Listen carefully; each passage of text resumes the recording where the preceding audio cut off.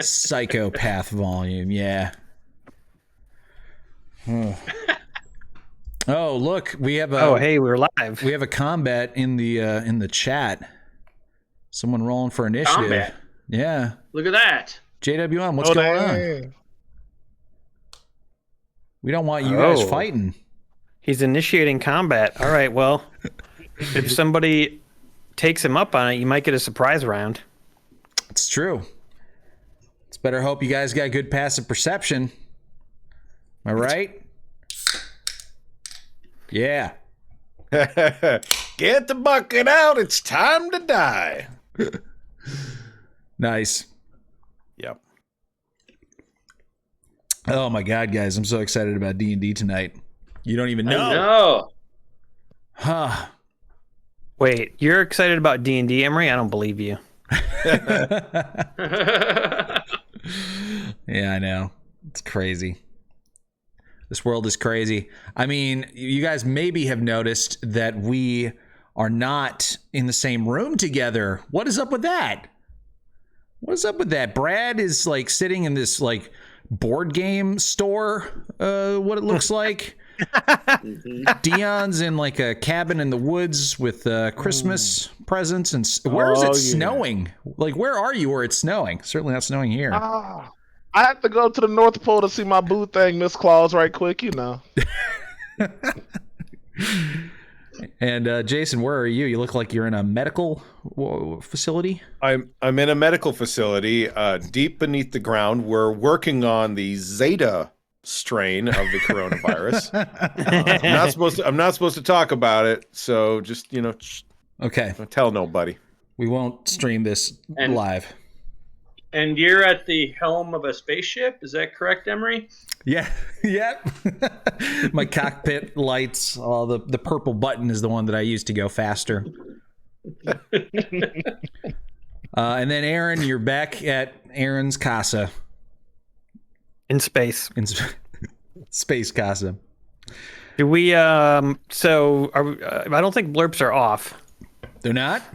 No. Well, I can deactivate them. Yeah, deactivate the blurps. If anybody plays a blurp, they're not going to hear it because I don't have blurps enabled on OBS right now. All right. Oh, you don't? Well, then, do I need to deactivate them? Because I'd prefer not to. Well, people can still buy them, but they won't hear them if you don't deactivate it there on Twitch. And that's a shame. We'll say the blurps. No, we can't say the blurps. No. I just don't want to deactivate them because then they stop working permanently for some reason whenever we do that. So I guess we'll have to refund everybody their $250. They'll still get an entry for every $5, right? Is that what we're doing? $5? Absolutely. Jason? Yep. So if you want to join our Patreon right now, you can get in on that drawing. You can go to patreon.com/ratedrpg, jump in there. Do the $5 a month thing. You can do the level 15 Bard tier at $15 a month and get 3 entries into the drawing, or you can get an NPC in the actual game. That's another new level that we've got. So go check that out. That's cool. My dungeon pizza's here. Hey, Brad, despite us being not together, Brad still ordered his dungeon pizza, which he can showcase to us once he's obtained it. Hi, everybody. How you doing tonight? Thanks for coming and joining us for this Rated RPG extra special remote episode. Not on location, all around the world. That's right. Taking it back to 2020. That's right. I mean, we really might be doing that soon, it looks like. So, yeah.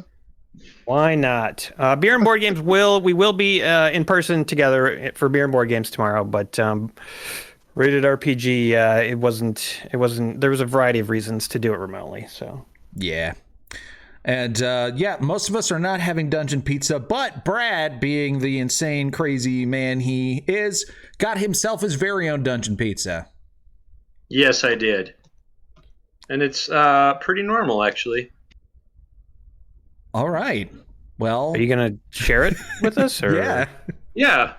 So it's hype it up. Yeah. Of course, it's gluten-free crust. It's got provolone cheese on it and classic Italian sauce. And salami and ham, and banana peppers and tater tots. Jeez, man, those tater You tots. You won the chaos lottery with that one. Yeah, I did. Yeah, that was a good pizza. Oh gosh. Yeah. That's not bad at all, for sure. Damn. Go spread some mayo on it, says Mr. the Kid. Yeah. Yeah, This is really delicious. Roll it into a tube and eat it like a sandwich. Yeah, well, we really look forward to getting back in person for many reasons, Dungeon Pizza being definitely one of them. Wow. I had actually chicken tikka masala, but not pizza, just the regular ass stuff. Yeah, that was a good idea. You made the right decision. Great White Spark subscribed tier 1 for 14 months and says, "Get the bucket out. It's time to die." Mm-hmm. The old death bucket. And Antarctic Pip subscribed for 40 months at tier 1. Says 40 months, bitches. Wishing the Gorgeous Phoenix Brigade a very happy Christmas. Thank you, Antarctic Pip. Yeah. Thanks, Pip. Thanks, Pip. We got a hype train coming. Oh, yeah, it's coming. Here it It just is. rolled into the station because Jason P. News subscribed to tier 2 for 32 months. Nice. Cold Shots got his soul coin in the mail a few days ago and is painting some Warhammer tonight, but I will post some pics of the coin when I get it done. Awesome. Nice. So Cold Shots is painting his own coin. We have an extra special painter that will paint your soul coin if you wish. It's K. Yay.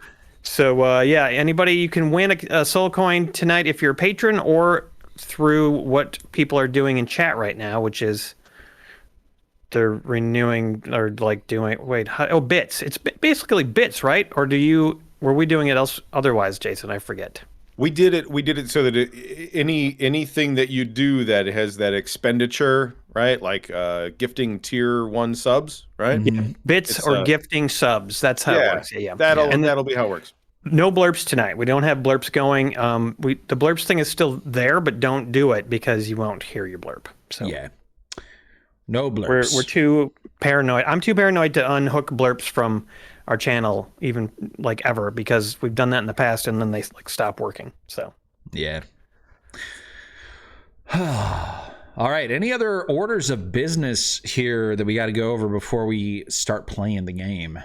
well, real quick, Jason P. News sent 500 bits, so that's going to get Okay. him an entry for a soul coin. Fantastic. And Jedi gifted 5 tier 1 subs. Whoa! Nice. Thanks, Jedi.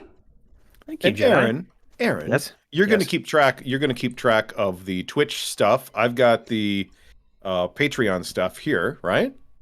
I'm going to keep track of the stuff. I better do that. Because then at the end of the stream, we're going to give away a couple of soul coins. Yes. Yeah. Mhm. Yeah. Aaron, that was Okay. spoken like someone who truly knew that they were supposed to keep track of that stuff and was How planning much are on tier it. 1? Thanks, man. How much are tier 1 subs? Are they like $5? Yeah. Yes. Yeah. Okay, great. Then that means he just got 5 entries. Okay. Yeah. It should be fairly simple as long as you guys do multiples of 5. Yep. Yeah.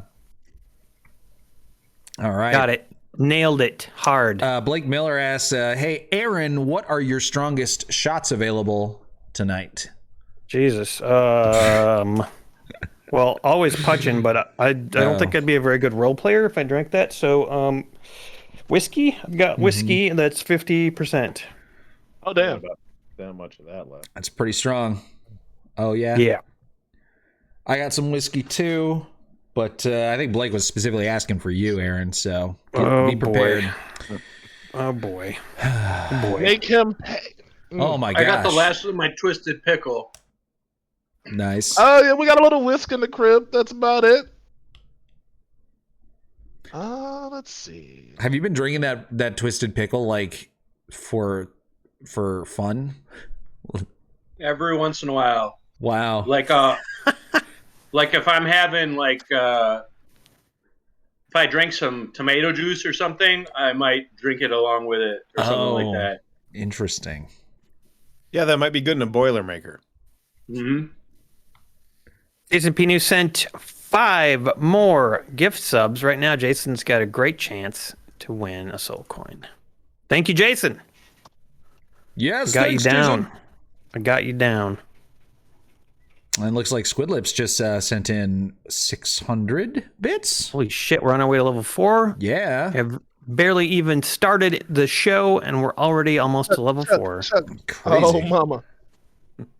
It's going to be a good vibe tonight, man. Oh, yeah. And we got the full moon in Gemini. Can we talk astrology finally? We get to the important stuff. How could I forget? We're coming up on an amazing full moon. And don't forget, we just got through 2 heavy eclipses, guys. And I got sick right in between the last one. I mean, if you want to just talk about some like esoteric star shit. Anyways, back to you, Demery. Just had to get that out there. I heard. I don't know anything about it, but I heard you mention Gemini, and I'm a Gemini. Do I have to watch out? Is bad shit gonna happen? If I saw your whole chart, man, I doubt, because like you look like a dude who just doesn't really go out there into the world. Now, if you was out in these streets crazy, you might want to be careful the next 2 days. I just think you're gonna be low key vibing, so you're fine. Oh shit! You know what though, Dion? What's funny is he is going out into the world, on Monday, starting on Sunday. On Monday morning, I'm taking a flight to Austin, and then I'm going to be driving a U-Haul truck from Austin to Chicago. You're fine then. No, look, just as long as it's not like the next 48-ish hours, you good money, baby. Oh, okay. 48 hours? Yeah, I'm just staying in my house the whole time. So. Oh, thank God. All right, yeah. Emery's going to live. Is the U-Haul truck filled with unvaccinated people? Yes. Yeah, Emery is actually an unvaccinated people driver. He drives them around. Yeah, I haul unvaccinated people on Monday. From the southern states up to the northern states. Right. That's what I do. It's like a really shitty underground railroad, just the worst version. Yep, it's terrible. You're like typhoid Emery. Yeah. Zykin says Aaron misses Putchin, or my name isn't Zykin, bad idea suggester. I don't miss it. Squidlips, you are in for 1 entry. Thank you for the 600 bits, and we are still nearly to level 4 of the hype train. And Vulcan Greyfeather says, hey guys, been watching GSP for a while now and finally at a point where I can support on Patreon. Loving Rated RPG, so is it better to support on the GSP Patreon or Rated RPG? Well, if you want to specifically support Rated RPG, then you should do the Rated RPG Patreon. That gets you in for the soul coin drawings. It does. Yes. And other stuff, like we're going to be mailing out some Rated RPG stickers at some point in the very near future for everybody who is a Patreon supporter of Rated RPG. Yeah. Yeah, so it all kind of depends on what you want to do, because each level on the GSP Patreon has its own benefits too. So just check out the benefits, decide which one is right for you, and either way, it's going to be great, man. So awesome. And Squidlip says, celebrating a forthcoming job offer. Happy Friday, folks. Hey, that's great news. Congrats, Holly. That's fantastic. Yeah. Awesome. Right on. Great news to have on a Friday. Friday. Yeah, Friday. Oh, Jesus Christ, Blake. What the fuck? Okay, Blake Miller. Blake's going to get a bunch of entries for this. Let me just write those down before it's too late and I'm gone. While Aaron is writing that down, I'm going to ask Dion. I got to ask Dion. What do I got to worry about? I'm a Virgo. I'm sorry. I know you're a Virgo. Virgo, just like Gemini, are the only 2 planets ruled by Mercury, right? See, this isn't like a really bad placement because Gemini isn't in a malefic position, which is negative, obviously, like malice malefic. As long you might over communicate, so you got to be careful in telling someone stuff like that you didn't mean to say, like the vomiting of the mouth can happen. Look at me right now. It's like, because Gemini is like the master communicator, ruled by Mercury. Go to like Hermes and fucking Greek mythology. All of that means you're gonna talk a lot. You're probably gonna tell a secret you shouldn't tell if you talk too much when you get drunk. Other than that, kiss somebody, because that's kind of what Gemini rules, like lips and arms and hands. So get you a good canoodle in, you'll be happy. Does that explain why, like 2 days ago, I emerged from a cocoon of melancholy? Totally. Yeah. I'll be right back. I'm about to go kiss this woman right quick. Okay, I will read this thing from Blake right now. Happy RPG Friday, Aaron. Refresh yourself with 2 lovely Putchin shots. Nice. Cannot be combined into a double, and 4 whiskeys. Whoa! goddamn. What? Whoa! So, my character tonight, Bobby, he's gonna have to get into some booze at the while that bath is going on, because then I can roleplay legit. Okay, yeah, you're gonna get drunk at the Infernal Rapture at the Wandering Emporium. Yes, yes, I am. How about Blake? When we get to that point, is it cool that I just like do it up like role playing style? Actually, I think I have the perfect opportunity for that. Yeah, I have an idea. Mr. Already. Wumbo subscribed for 5 months. Says, here's to drunk Jason spilling a horrible secret. Yes! No! Find out where the bodies are buried tonight. Let's do it. And Ron says, is anyone following the Borderlands Mr. Torg board game on Kickstarter? No, I didn't even know that existed. That sounds cool. I don't know. Okay. Thank you for that, Blake. I am definitely looking forward to the whiskey, not so much to the punching, but I will do it. I will be drunk role playing tonight. This will be great. Fantastic. Don't forget to hydrate. Yeah. Thanks, Discount Ideas. All right. Well, Blake Miller says start now with one punch in, and then the rest can be role played. So yes, there's your answer. Lord Miller. Lord Miller.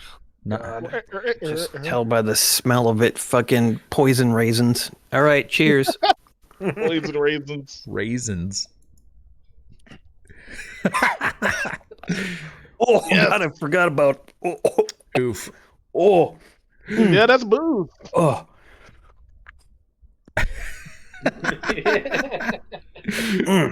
Ow. Oh, why did it hurt my ear? Oh, it made it itch. It made my ear itch. Wow, that's weird. Yeah, I think it's like a punching makes it twitchy.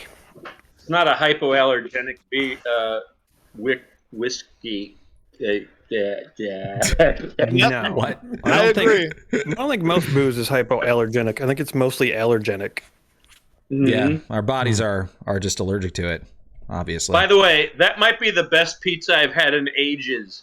Really? Sounded like it'd be delicious. Really delicious.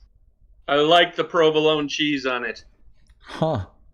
Maybe this will be a pizza that you order like for yourself, like for reals in the future. Yeah. That's exciting. I gotta name it, I guess. Yeah. Mr. Wumbo says, goes down harder than ivermectin. Oh, gosh. Yeah, luckily I don't have shots of ivermectin, so I don't have to worry about that.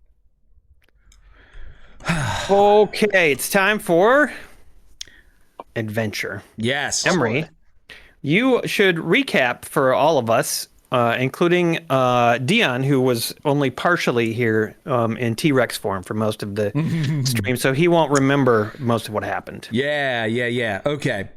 So, in order for this recap to really work, I want to go back, a few episodes ago to when you sort of started on this sort of crazy path that you guys have found yourselves on. So after you encountered the massive flying horrible Death Knight guy named Harriman flying on his nightmare, and he chased you away, and you guys got caught in a firestorm, and Jason's character died, right? That was when that happened. You guys sort of found yourselves like at a crossroads. You weren't really sure where you're supposed to go because Lulu's visions had so far been leading you towards where she thought you needed to go to find Zariel's sword. And that turned out to be a dead end. I've actually been to Lulu's visions, and the strippers there are pretty iffy. They look really strange. So she sort of thought, well, maybe if we go to the Demon Zapper, then we could hopefully find something there. That's the only sort of clue that she had left. So you guys went to this place called the Demon Zapper, which was pretty aptly named. It was this bizarre, like, sphere in the air, sort of like between these two massive beetle-like appendages sticking out of the ground. And anytime any sort of demon or fiend would get close to it, the sphere would fire out this like rainbow energy that would just disintegrate it up upon impact. And when you guys got a little bit closer, you realized that inside of this demon zapper was a unicorn named Mooncolor, who started pleading with you, asking if you could free them from their sort of prison. And as you guys were debating whether or not you should do that, out from underneath the ground, the protector of the demon zapper emerged. A Dao, which is a type of like genie, like an earth elemental genie, popped up named Ralzala. And she told you, I'm sorry, Dave, I cannot let you do that. But she didn't attack you. Instead, you guys were very diplomatic, and you sort of came to an agreement. Ralzala, said that she was had sworn an oath to Zariel to guard this demon zapper, but she had regretted doing that because what she got in return wasn't really worth it. So she said, if you can figure out a way to get me out of my sworn oath to Zariel, then I will just leave, and then you can free the unicorn. So that led you guys on another side quest where you had to go to a hag named Red Ruth because she was an oracle and she could tell you how to get Ralzala out of her oath. But when you got to Red Ruth, she said, I won't tell you unless you get me a bath at the Infernal Rapture because I haven't bathed in 1,000 years. So then you guys decided, we got to go back to the Infernal Rapture to get a bath. You didn't have any soul coins, so you met this guy named Smiler the Defiler, who's this crazy like elf guy who said, I'll get you some soul coins, but only if you help me kill these other guys. And then finally, we get to last session, which is when you guys tracked down a warlord, fought him and all of his like cronies, and got in this big bloody battle, finally killed him, and got 4 soul coins for your trouble. Sorry, that was a lot. Yeah, man, we've had an eventful time. Yeah. It feels hectic. Although constantly being reminded that this does nothing for our main quest. Yeah, the best part about the whole unicorn thing is like there was like you can free the unicorn, and I'm like, but wait, why? Why indeed? Why are we freeing the unicorn? Who cares? I don't know. I don't know how this happened. Well, you're gonna get trapped in hell trying to do all kinds of good side deeds. There's opportunities for it everywhere. You're right. Good side deeds. What you're looking for is some sort of clue, some sort of indication that what you're doing is going to help your main quest. And so far, it hasn't happened. But what else are you gonna do? Just twiddle your thumbs? I don't even remember what the main quest was. Was it like we were trying to get a city out of hell or something? Yes. Yes. And one of the reasons we're trying to get the city out of hell is so that we can own a really cool big house where we can just chill out and have parties all the time. Yeah, the house is the only thing. Yeah. It's the only That's thing the only makes reason sense we're here. in this crazy world. We'll save some people. Some people will be saved. Now, Hamstone, Reginald Hamstone, my character, he doesn't know anything about this house. No. Right? Well, he's not necessarily allowed to live there either. I don't think you guys have told him anything about it. No. I mean, look, he wasn't one of the original guys trying to get the property. We'll see if he survives. He could probably be a quarter owner. That's a discussion that Bobby should have with him over drinks. Yes. Absolutely. And speaking of drinks, so you guys gather up the soul coins. You sort of like heal yourself. You do a nice rest. Smiler the Defiler is just cackling gleefully as he's sort of climbing over all the different demonic engines and checking them and being like, oh, this one's great. This one's untouched. No problem. Of course, he gets to the one where you guys collapsed like a mountain onto it and crushed it. And he's like, well, you guys are going to owe me for this one, but that's fine. Most of them are still good. But yeah, you guys rest up and you look at the time and you're like, boy, we better make it. We better hoof it because we need to get to the Infernal Rapture before they up and leave. So you guys hop into your demon engines, freshly loaded with soul coins and gassed up, and head off to the Wandering Emporium. Oh, snap. Yeah. So you guys drive across miles and miles of hellscape, seeing all sorts of horrible things falling from the sky, skeletons of gigantic beasts emerging from the ground, lakes of ichor bubbling and smelling like Detroit tap water. Just some of the worst stuff you ever seen, smelled, heard, or tasted, assaulting your senses. But finally you make it to the spot where the Wandering Emporium is set up. You recognize the tents, you recognize the massive demon engines that pull the place around, and you get off of yours, park, and go on in. So what do you guys do first? Well, hey guys, we're here. I suppose somebody ought to go talk to Mahadi at the Infernal Rapture, get this bath set up for old Red Ruth. Yeah, it's about time we give her a good scrub down. Let's go talk to Mahadi so we can go touch this body and just get it done with. That was good. I suppose since I got history with him, I'll go figure it out. Yeah, I think I'll go with you. I feel like when you talked to him last time, he became like a casual slave. So I'll go with you just to make sure there's no double speak, just to be safe. Hey, Glubjig and the Bobby, what are you two gonna do? You coming with us, or? Yeah, I think we should come with you in case anything, in case she needs help with the bath or whatever. I don't know how this works. I know how this works. She will need help with the bath. All right. Well, we should all pitch in then. I don't want you guys just to have to bathe her alone. That would be hard. It's gonna be all hands on deck, fellas. Yeah, I'm a team player. More like all hands on wreck. Kind of a wreck. Yeah, all hags on deck. All right, I'll come. All right, so I'll go in first. I want to go in like real triumphant, like I'm free. I'm not enslaved by this guy anymore, so I can go in there like a customer, and he's going to treat me better. Sure, yeah. Sure, Pretty Woman moment. Big mistake. Hey, Mahadi. Oh, my lord, my sweet Reginald, you've returned to me. No, don't call me that no more. You ain't got the right. I'm just Sir Reginald to you now. I don't know if I'll ever get used to that. Please, can't I at least call you Reggie? Okay.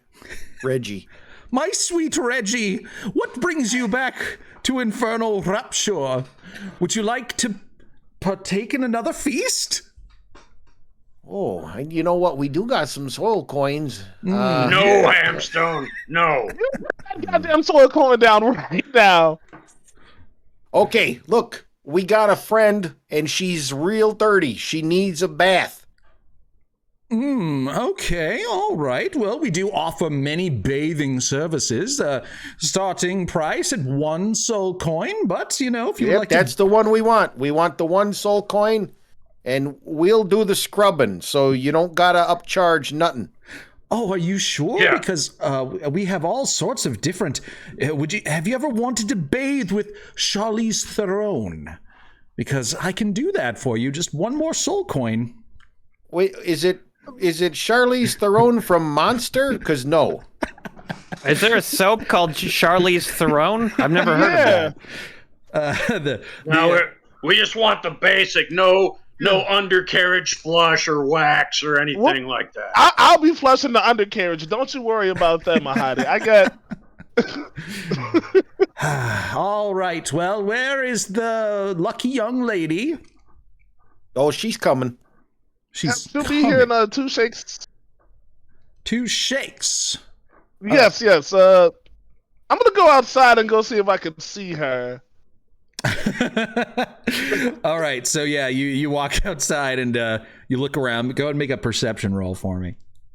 Oh, my first roll. We are back. Big rolls. Yeah. Can you not see that? That's a 22. Okay. Yeah, I see it. All right, so you look around, hoping to see Red Ruth. Nice. Not entirely sure, like, how she would. Well, she's an oracle. Maybe she first saw us getting this bath ready for her, and so you hope to see her. You don't, unfortunately, even though you do a really good job. You do, however, notice a new tent that you hadn't seen before. This tent is much smaller than the other tents, and it's much like dirtier than the rest of them. They all tend to look really sort of resplendent and like made of like fine silk. This one just kind of looks like moldy, old, like ripped up and tattered, but it's there right alongside all the other tents that are all just supposedly these amazing shops. So yeah, you notice that. I pick my head in and I go, "Hey, yo, Mahadi, what's up with this new tent, man? You got some new wares I should go check out?" Fuck it, I'm gonna go check them out. Yeah, okay. I walk over to the. I'm sorry, go ahead. You guys hear or you see Race pop his head in and ask about the new tent. Are you guys gonna join him? Yeah. We're gonna reserve the bath. Yeah, reserve the bath, but we got to find our bather. Reserve the bath. All right. Well, we will not be staying here for a very long time, so she better hurry up. Who is this person, by the way? It's Red Ruth. He gasps and he looks like actually visibly excited. And for a moment, Glubjag, you notice what appears to be a tail sort of peeking up from his robes and wiggle a little bit and then go away as he apparently noticed that he accidentally did that. From the back or the front? The back. Okay. You guys all see the front tail, if you know what I mean, and that one doesn't go down. But he's like, well, Red Ruth, why didn't you say so? Oh, it's been ages. I'm so dying to see her again. All right, well, you guys know Red Ruth. You have the arrangement, and she'll show up whenever she wants. She always knows where to find me. Takes all kinds. Yes. I guess Let's go check out that tent. Oh, cool. So we're all covered then. We don't even have to worry about it. She'll take care of it on her own. All right, let's go. Let's go check out the new tent. Yeah. All right. Piratical Genius subscribed to Tier 3 for 40 months and says, I made it this time. Welcome, Hey. Piratical. Yeah. Glad you can make it. All right, so you guys walk out of the Infernal Rapture. Mahadi sort of like giggling and very excited to be having Red Ruth in his establishment after so long. And you follow Race out into the open section of the Wandering Emporium.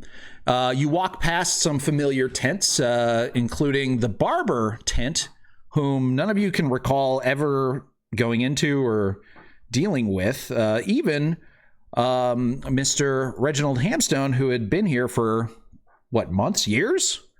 I don't know how long I was here, but I got a haircut or two, I bet. Yeah. Anyway, it's strange. Whatever. That's the barbershop. Pass by there, and you get to this new tent that's real ratty. And who goes in first? I'll go in. Yeah, I don't mind. All right, so Glubjag and Race kind of go in roughly around the same time, and all you see is that there's just a hole in the ground, and you sort of poke your head in, and you see what appears to be the flickering of light coming from somewhere down there, and the hole just is like a tunnel that goes straight down for, about 7 feet, and then sort of curves and starts going off in a direction. Hello? I yell down the hole. You hear your voice echoing, and you're greeted with a stench, like an earthy stench of like rotting, but then also like the sweetness of like growth, like real natural smells coming up from it. And then after a few moments of your voice echoing around, you hear another voice say, "Hello?" Yeah, do you have things for sale? I do. have to come down there. Are there like shelves in the hole, or what do we? Where's the? What do we do? Oh, yeah. Don't mind. Yeah, I'll just bring all my stuff up to you. Why don't you just wait there? I didn't make this big old cave in this tunnel just so that, you guys would come down here, right? This is a horrible layout for a store. It's not very inviting. I don't really feel like buying anything. Even the guy with the big balls had a better presentation than this, buddy. You got to get it together. Do you want my mushrooms or not? You didn't mention mushrooms. That is okay. Now we're talking. What kind of mushrooms do you have, good sir? I'll apologize. Well, today I have a special. We got the blue with the green spots, the red with the gray stripes. We got the translucent pink ones and the yellow slimy tundra ones. Oh, you are tripping balls right now, huh, buddy? Okay. What do they all do? What are they for? Why are we yelling? Why don't you come down into my cave? Strict no giant hole policy. It's just something our group agreed 2 years ago. Sorry. It's not you, it's us. Well, it's actually your policy. You told us not to. If you knew what happened at that orc party, you would understand. It's for the better of the whole crew. I promise. Is there a ladder? Oh, God. All right, fine. I'm coming up. You guys hear a guy shuffling around down there and hear some mumbling, like cursing under his breath, talking about fucking customers and calling you Karens and stuff like that. And finally, out of the hole emerges this just like really large creature. It's humanoid. It's got like a tealish, like a desaturated teal colored skin, matted, long blonde-ish hair, and he kind of looks like a giant in a way, but not quite as big. Why don't you guys just make nature checks, see if you can figure out what this thing is as it comes out of the hole. Super nature. Nope. So come on, Aaron. Ooh, yeah. Oh, baby. Yeah, I know my nature. Got 23 from DeBobby. Seems like I got it. Yeah, that's pretty good. All right. I know what's going on here. So everybody rolled a 12 except for you. It's crazy. All right, so nobody recognizes what this thing is, but DeBobby, you can tell that this is what's called a furbolg. Furbolg. Bog? Furbolg. Furbolg. How would I spell that? Firbolg. Furbolg. Yeah. So they're a race of gentle giant kin, magical by nature. They tend to be, good guys. You can make player characters that are furbolgs. Yeah. I had a Firbolg druid. It was fun. They tend to be very sort of nature focused. They're incredibly strong. They're wise. They're kind. But this guy's a little bit grosser than most of the furbolgs you've ever seen. In fact, he's sort of like hunched over, sort of misshapen. He's a lot more sickly. You can still tell that he's really strong, but you can see like his skin and bones. And he smells just the worst. And he just looks at you with this really condescending look in his eyes as he sort of erects himself to his full height in the tent. And he opens up his cloak, which appears to be made out of the skin of some sort of demonic ape.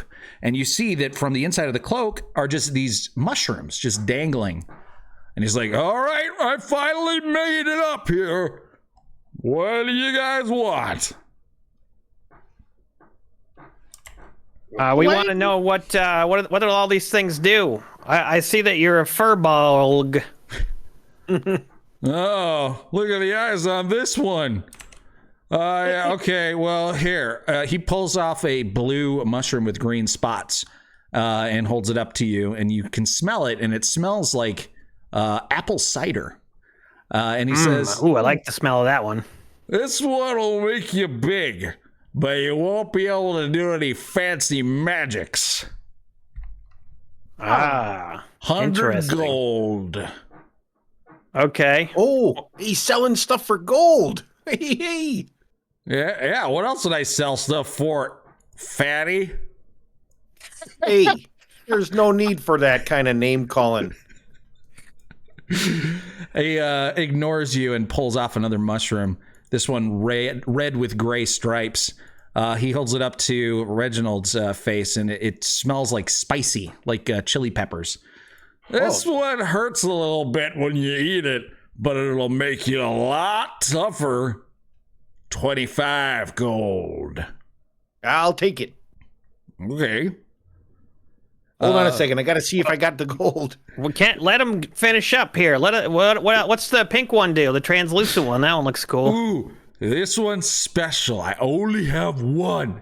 He pulls it out from like behind him, and it's this like quivering, almost like gelatinous mushroom. It looks like very delicate, and you can sort of see through it. And he's like, if you eat this mushroom, you'll go back in time. Dibs. I got dibs. 500 gold. Oh. Uh-oh. 500 gold. Well, we'd have to pool our money, guys, because Do we do? according to my pockets, I have 203 gold. I have 5 copper. I'm laughing. I gotta admit, when I made the prices of these, I did not look at how much money you guys had. Ooh. We probably got some stuff we could sell, but we'll come up with the money anyway. That one will be mine once we come up with the 500 gold. Okay. What are you gonna go back in time for by yourself, Bobby? I just feel like sometimes you make a decision that you really regret, and like I have a feeling this mushroom's gonna come in handy. You mean like when you abandoned Coslow to get burnt to death? I'm sorry, that was petty. Well, yeah, I mean that's like one of the scenarios that we could discuss. Like whose fault? Who wasn't there exactly? Because wasn't just me.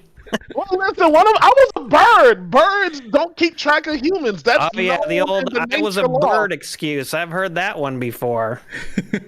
How far back in time do you go? Well, one time I stepped in a pile of cat vomit, and I was like, ew, and I ate the mushroom, and then I was able to not step in the pile of cat vomit. So, like, a few seconds? So, like, enough to, like, re-roll an attack, maybe? Yeah, about 6 seconds back in time. Right, yep. Cool. It's a lot of money, but it might be worth it. Oh, it might. I'm not pitching in for you on that one. Yeah, now with your 5 copper. Nope. Yeah. Wow. Ouch. Is there anything you require that would be worth cutting that price down on that 500 gold mushroom? We are by the way, Gorgeous Phoenix Brigade. We're known all across the hellscape. We're good at pissing in mouths, retrieving things, and washing hags. So can we help us get a mushroom? I accept bartering. I would also part with this pink time traveling mushroom for 1 soul coin. It's always coming back to soul coins, ain't it, fellas? Oh man, that totally figures. Now here's a question. Who ended up with all of the money that Coslow had? Because Coslow had 503 gold and some electrum, some silver. I've got that. Not. I think it probably was Glubjig or DeBobby that grabbed all of those things. I'm pretty sure I put him all in a bucket. Yeah. So I probably got his cash.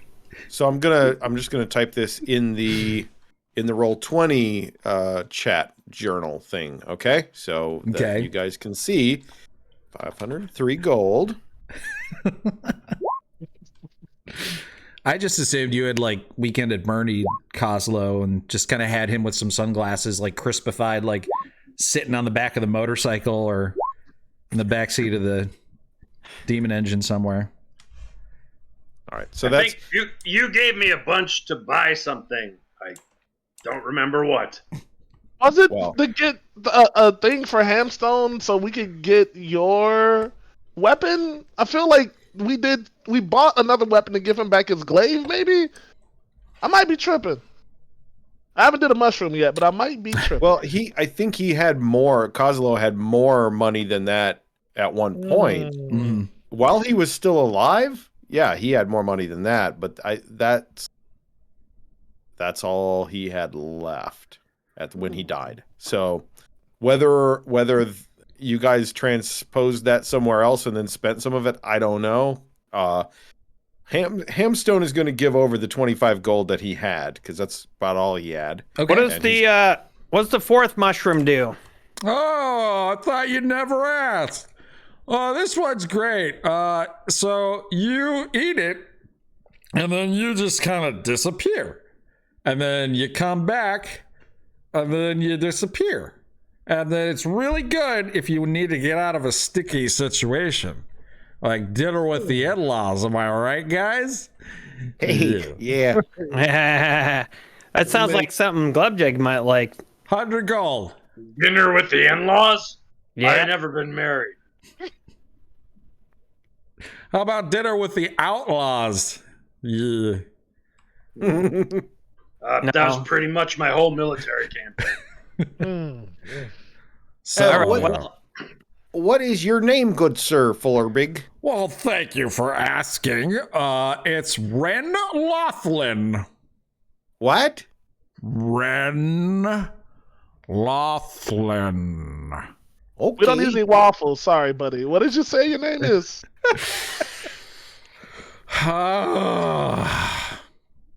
His name is Wren, like the little brown bird. Wren Laughlin. Laughlin. Yeah. Okay. By the way, I just want to say that Ren Laughlin is an NPC created by Daniel Bell, who is a patron of ours. Yeah. Danny Bell. Thanks, Danny. Yeah, so blame him for this game. Nice job, Danny. I love it. Yeah, this is fun. Ren, what exactly does the mushroom I bought do? You said it hurts me. I kind of want to know specifically, like, what does it do? It hurts me and it makes me tough? Yeah. I usually have one every day, and I haven't had mine this morning, so I'm going to do it right now. And he grabs one of his red stripy mushrooms, and he eats it. And you can see, like, as soon as he gulps it down, his stomach sort of like gurgles or like makes like noises, and he goes like, and he winces in pain. But then about 2 seconds later, he like perks up, and you can see like some of the cricks in his back, like sort of like snap and correct themselves, and his spine like is a little bit straighter. And he's like, oh yeah, that felt good. So it seems like in mechanical sense, it damages you, but then gives you some sort of healing in a way. Oh, okay. Yeah. Oh, kind of like Putchin.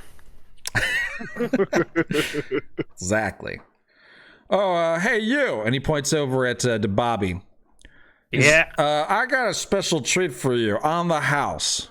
Because you're the only one who hasn't been an asshole to me. He grabs a fistful of like tiny purple mushrooms, and he puts one in a shot glass, and then the other two into two different shot glasses, and pushes them towards you. Ooh. Well, let me guess. These are delicious. This one tastes like Putchin, and these two taste like whiskey. All right. Well, I think I'm going to need 4 of those ones that taste like whiskey. Oh, holy shit. All right. He got you 4 whiskeys? That's crazy. Yep. You don't have to drink them all right now. All right, I'm going to have these. I'm going to try these mushrooms out. This is going to be great. These mushrooms remind me of Blake Miller. I don't know why. Oh. That one sucks. Oh, fuck that one. Nope. I didn't like that one. Give me some of those whiskey ones. Those are going to be way better. All right, he pulls 2 more whiskey mushrooms out of his cheeks. His butt cheeks? Yeah, sure. Oh, yeah, that's the stuff. That one's really good. Hey, I'm going to buy a lot of mushrooms today, I think. I'm having a great time. Yeah. We got like 500 gold and 200. Hey, do you need any red cap teeth? I've got a bunch of red cap teeth I'm trying to offload. Oh, yeah, that's good. I'll give you 1 gold per red cap tooth. Oh, that's it? They're teeth. Yeah, but they're special red cap teeth. These are legendary red caps that you only see in one place in the whole hellscape, and we defeated them. They're worth at least 10 apiece. I am willing to rock, paper, scissors for these teeth. And if I lose, rock, paper, then I'm going to give you all the gold I have. All right. Why don't you make a diplomacy check, or not diplomacy? What is it? Diplomacy? Persuasion check. Come on, talk that shit. Oh wow! Holy shit! Oh, we back, baby. Oh, we back. All right. Okay. So he looks at the teeth that you kind of lay out in front of him, and you're talking about how these teeth are, they're very hard to come by, which is actually kind of true. And he's like, do you think if I were to plant them in the ground, they might grow into red cap mushrooms? Now, see, you're thinking like the kind of genius businessman I know you are. Where do you think they get their hats from? They're just extra grown red cap mushrooms. I'm trying to, instead of giving a man a fish, I'm bringing you a lake full of fish right now. Think of it that way. Okay, how many teeth do you have? I look over at the Bobby and I say, how many teeth do we have? We've got 7. 7 of them. 17 teeth? 7. Oh, because they're so rare. You are so correct. Because there's only 7 in the known world that we currently exist in. We have 7 of them. Now, for you to be able to grow your own mushrooms and not have to go outside, not have to eat that weird shit that made your back crack, what kind of value would you place on growing your own teeth in-house? Or in your hole? I ain't gonna tell you what to do with them.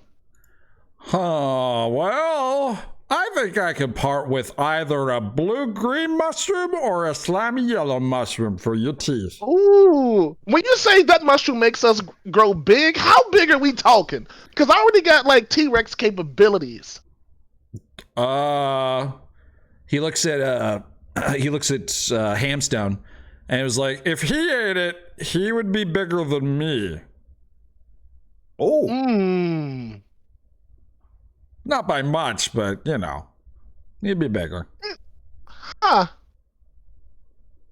And what if I told you that some of these teeth can talk?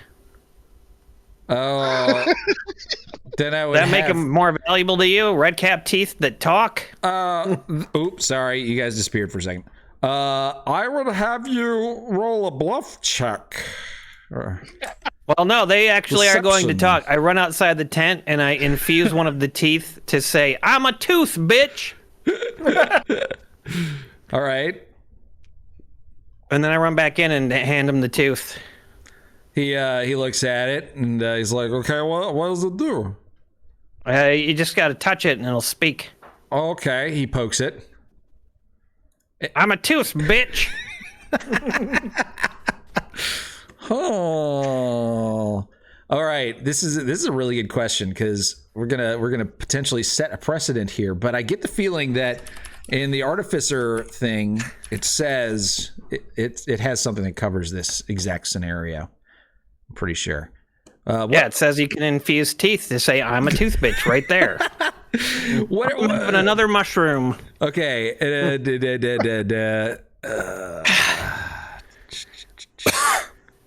Confuse. What is this infusion? Is it just like a? Is it called? It's not really an infusion. I'm using the wrong terminology. It's probably called. It's probably called something else.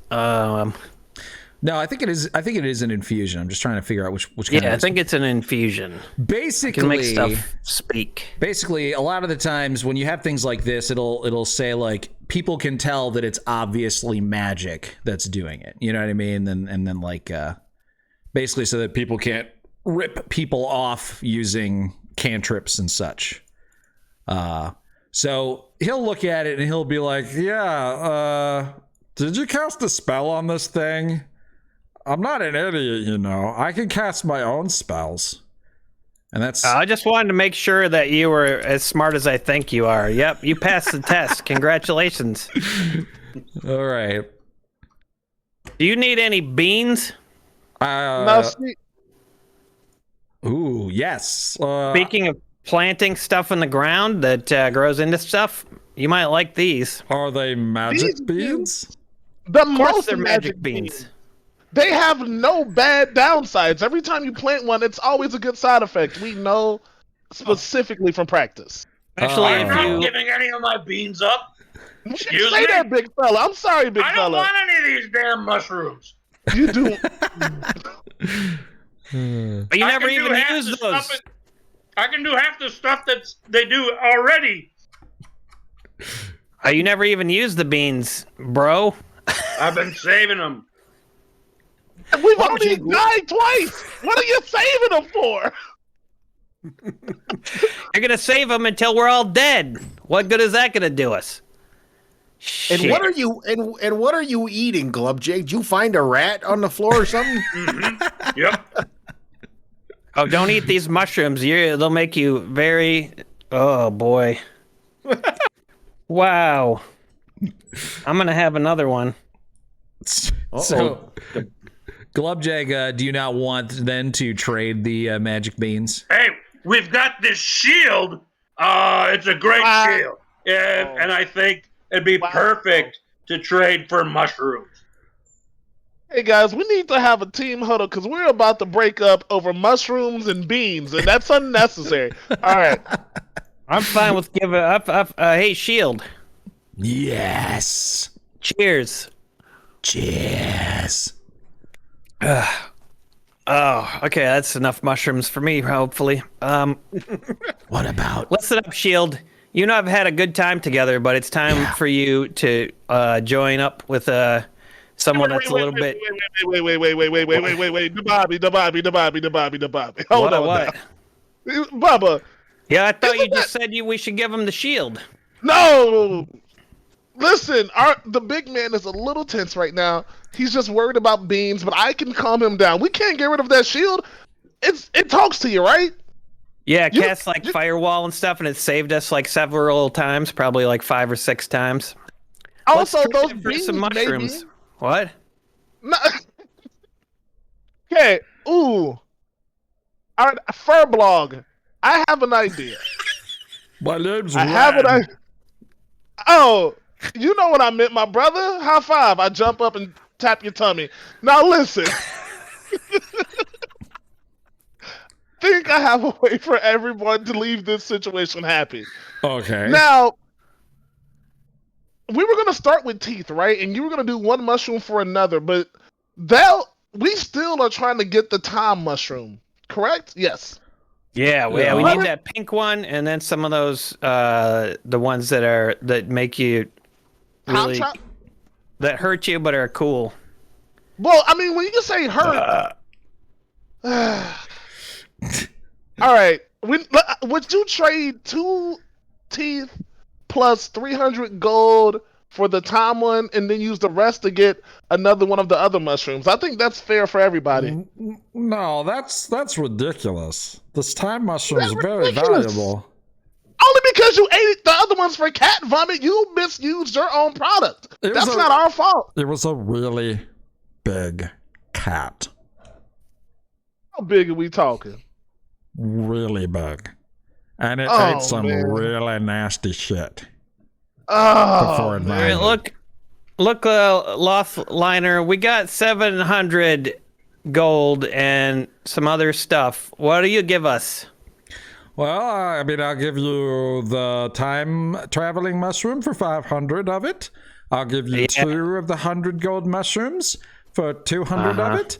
I will give you another 100 gold mushroom for your 7 red cap teeth that are magical, and I will plant in the ground. And, yes, you will. And then Mr. Hamstone here has already bought from me one of the other mushrooms. So there you go. Yeah. So we can get one of each, and because he already bought one. Guys, does that sound like a plan? No one has to give up their shield or beans. I think that's a pretty good deal. I feel like he should be giving us a percentage discount for a mass purchase. Do also agree. Instead of 700 in teeth for the whole shebang, how about 600 plus teeth? Just we need a little extra spending money, and I am very persuasive. So says this check right here. I'm not as persuasive as I used to be, but as I grow and learn,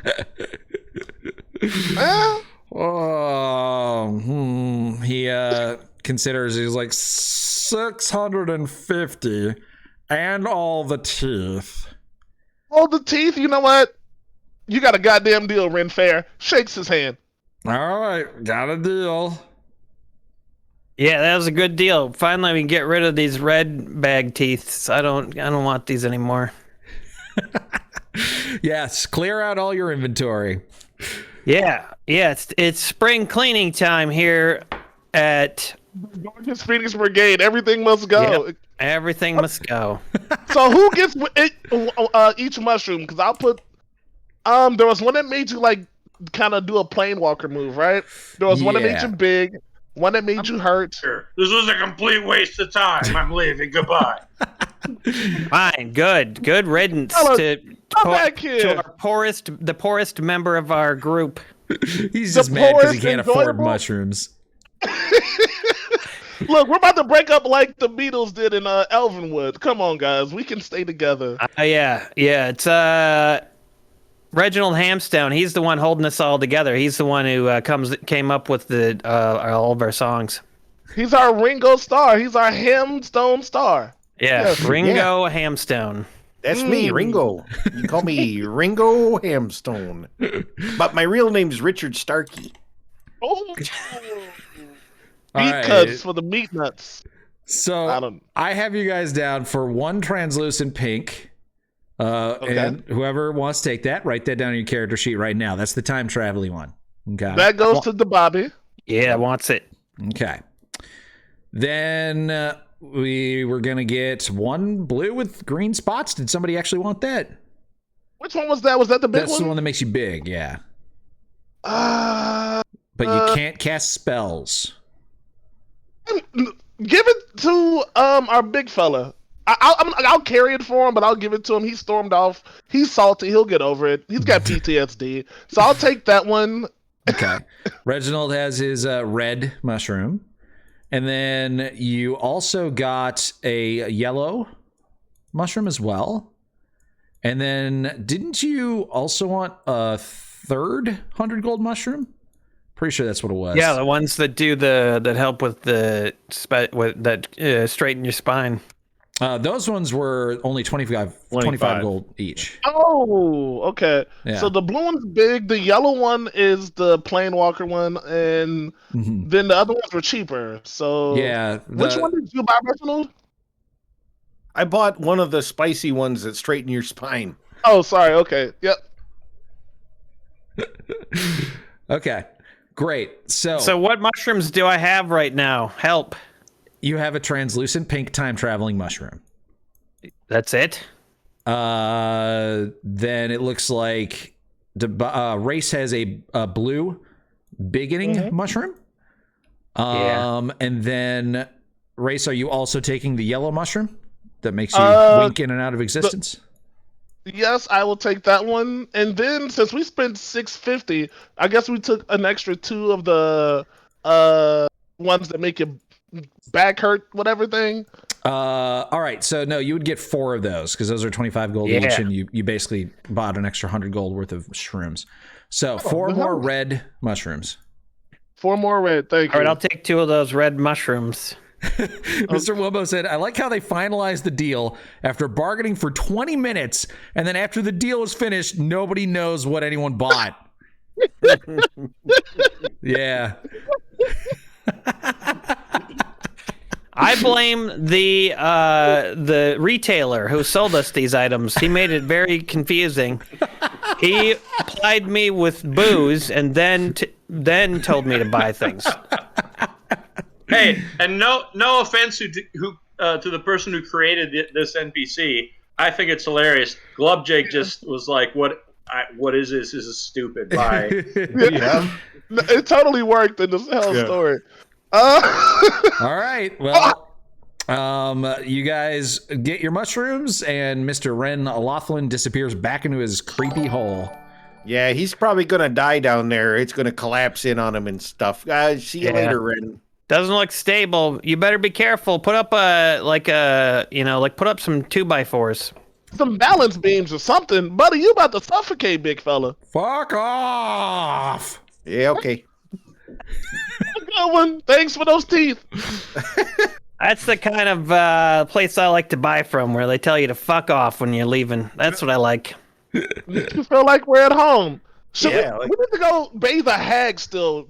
How do we find her? I think she was going to bathe herself. That's what we were told. The guy told us that she would show up and take care of things.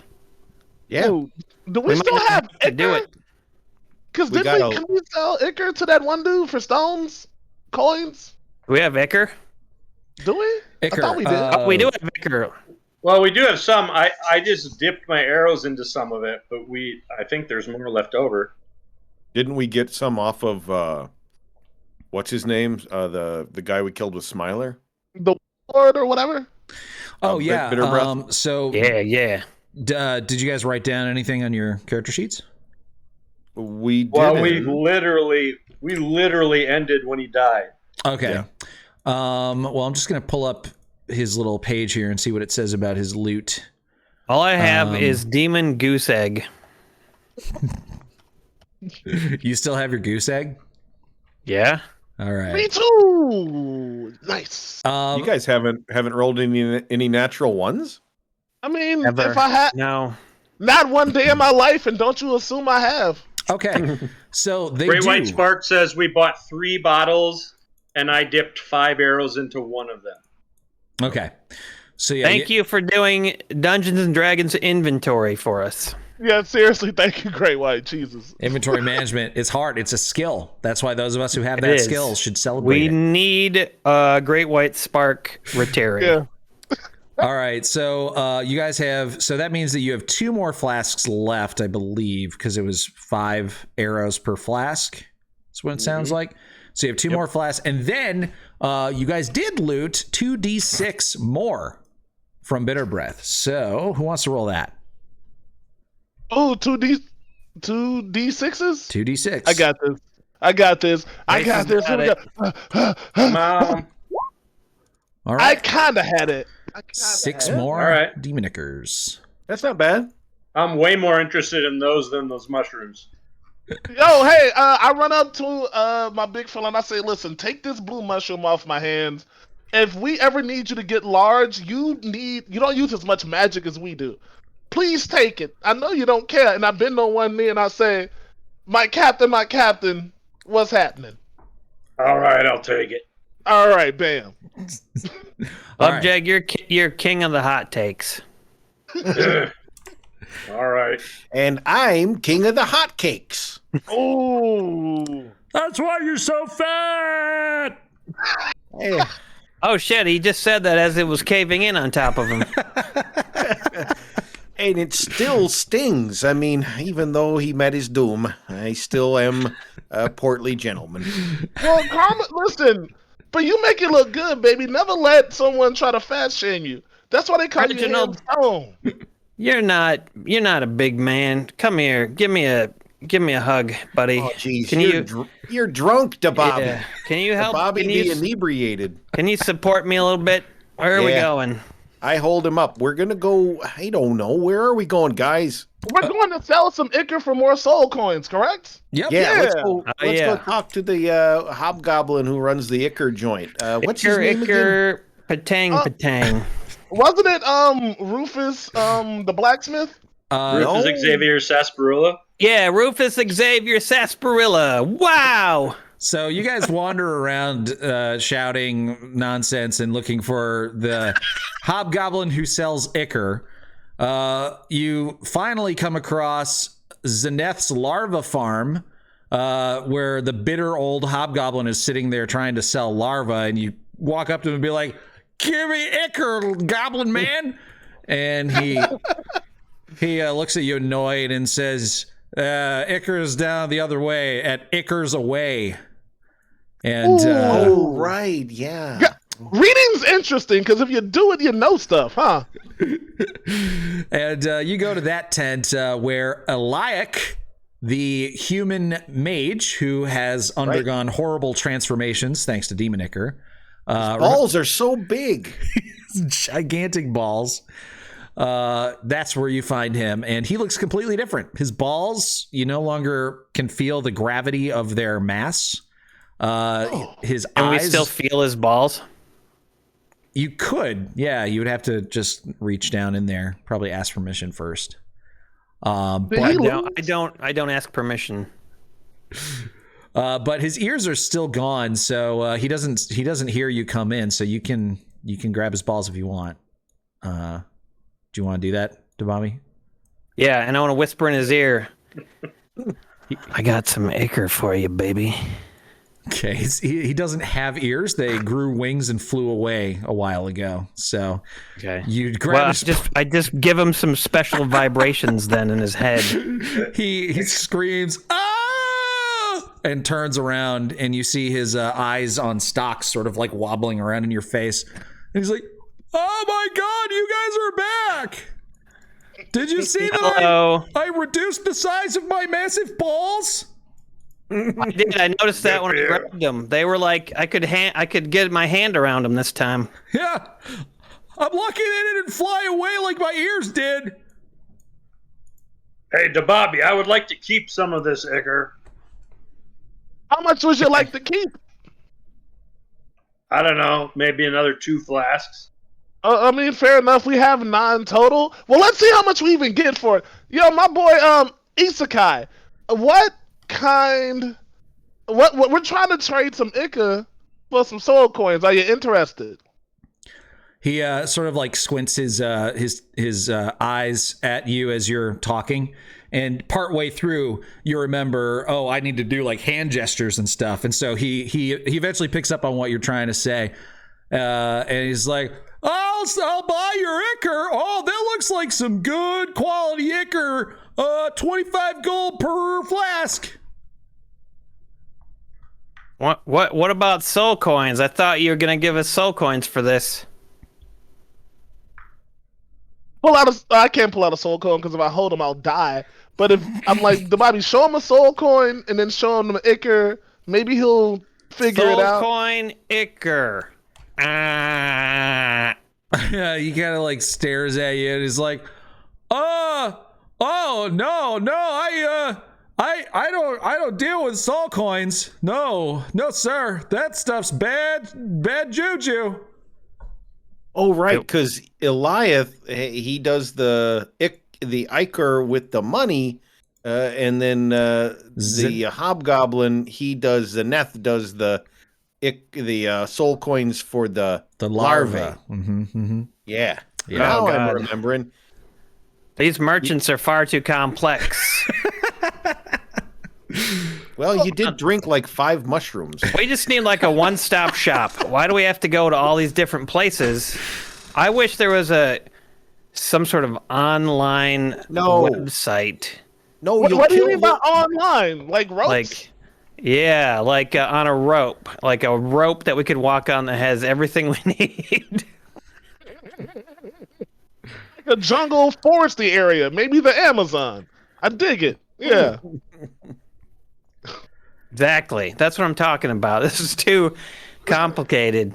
Well, we got work to do. We got to go save a fucking unicorn, moon unit. Yeah, moon unit? The unicorn. Well, aren't we going? That's Frank Zappa's unicorn, Aaron. Yeah, and Dweezil the Dow.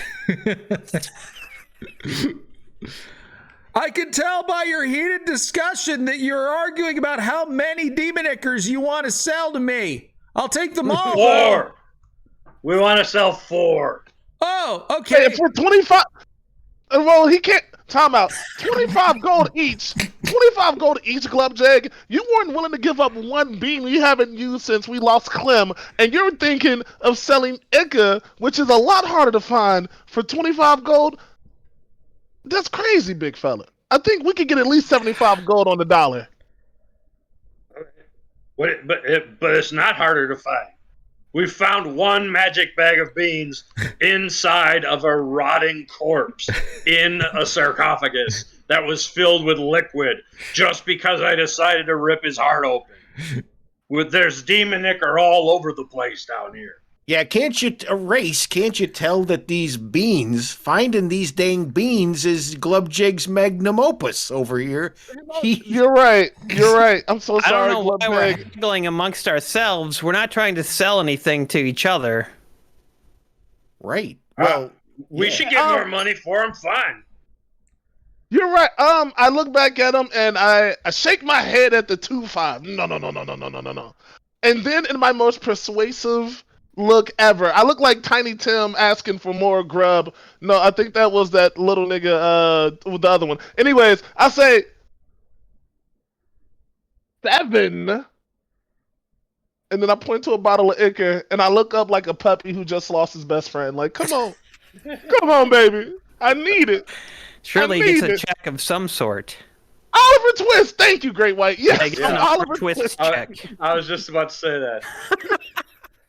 All right. Make a persuasion check with disadvantage because he cannot fully understand you because he's deaf. It mattered, big money.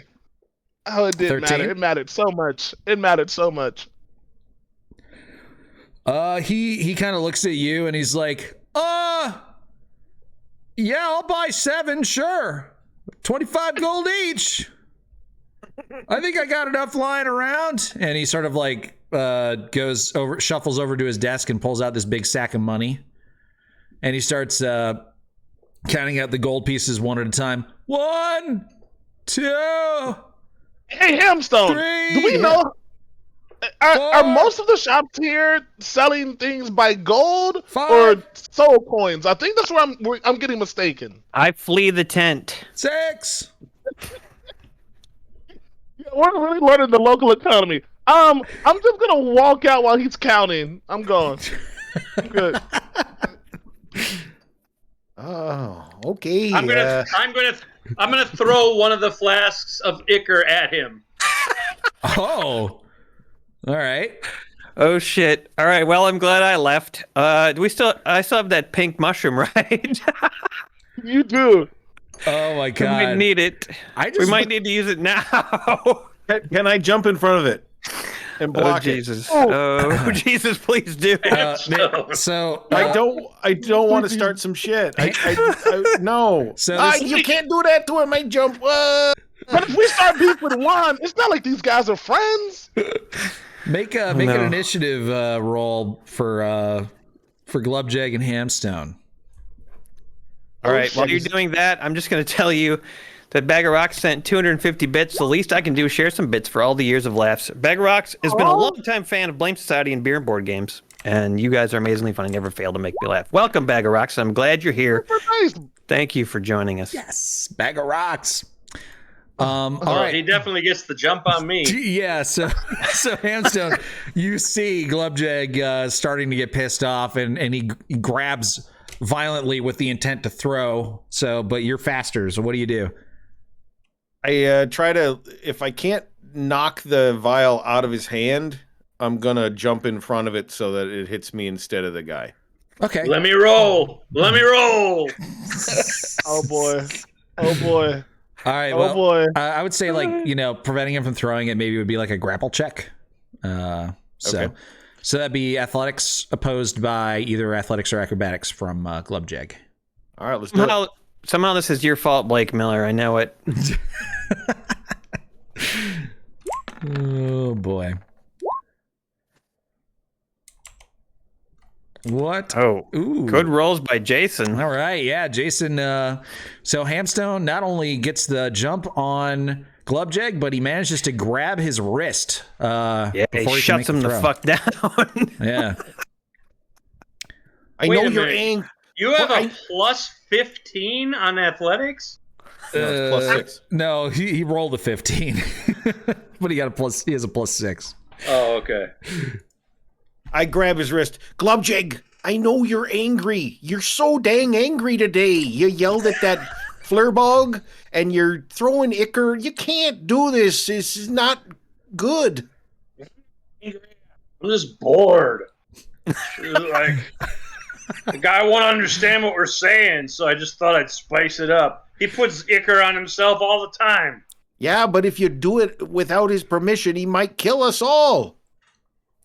So let's not back do in the this. tent, and I'm like, I grabbed his balls without permission, and he didn't care. So I don't know, but anyway, bye. We need this ichor for the real bad guys, right? Yeah.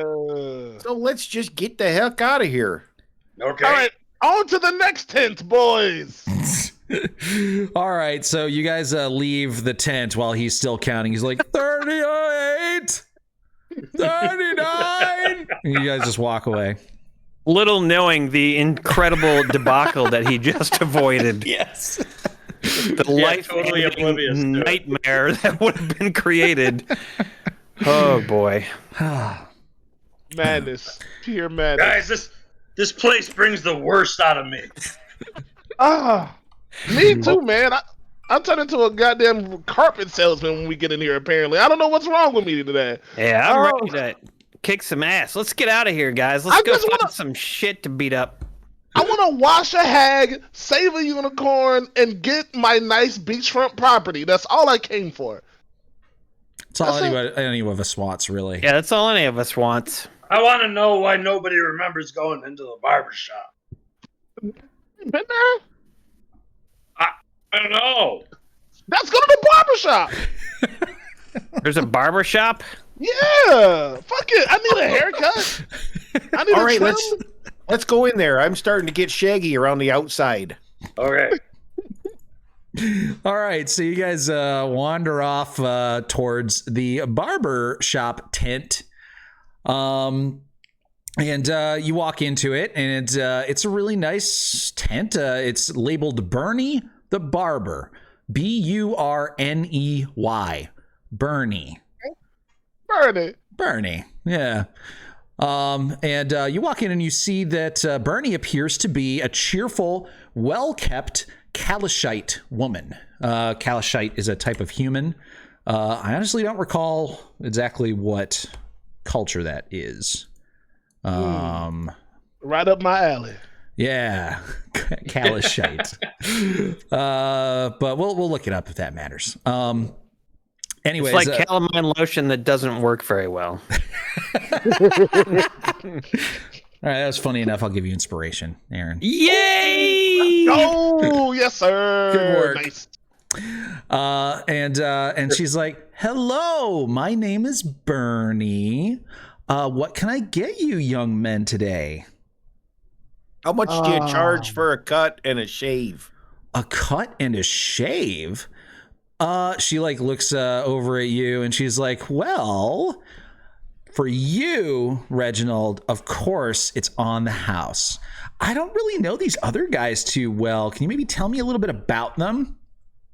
Well, maybe you can answer a question for me, because I've been in here before, because I was here a long time and I got my hair cut, but I don't remember anything. How come is that?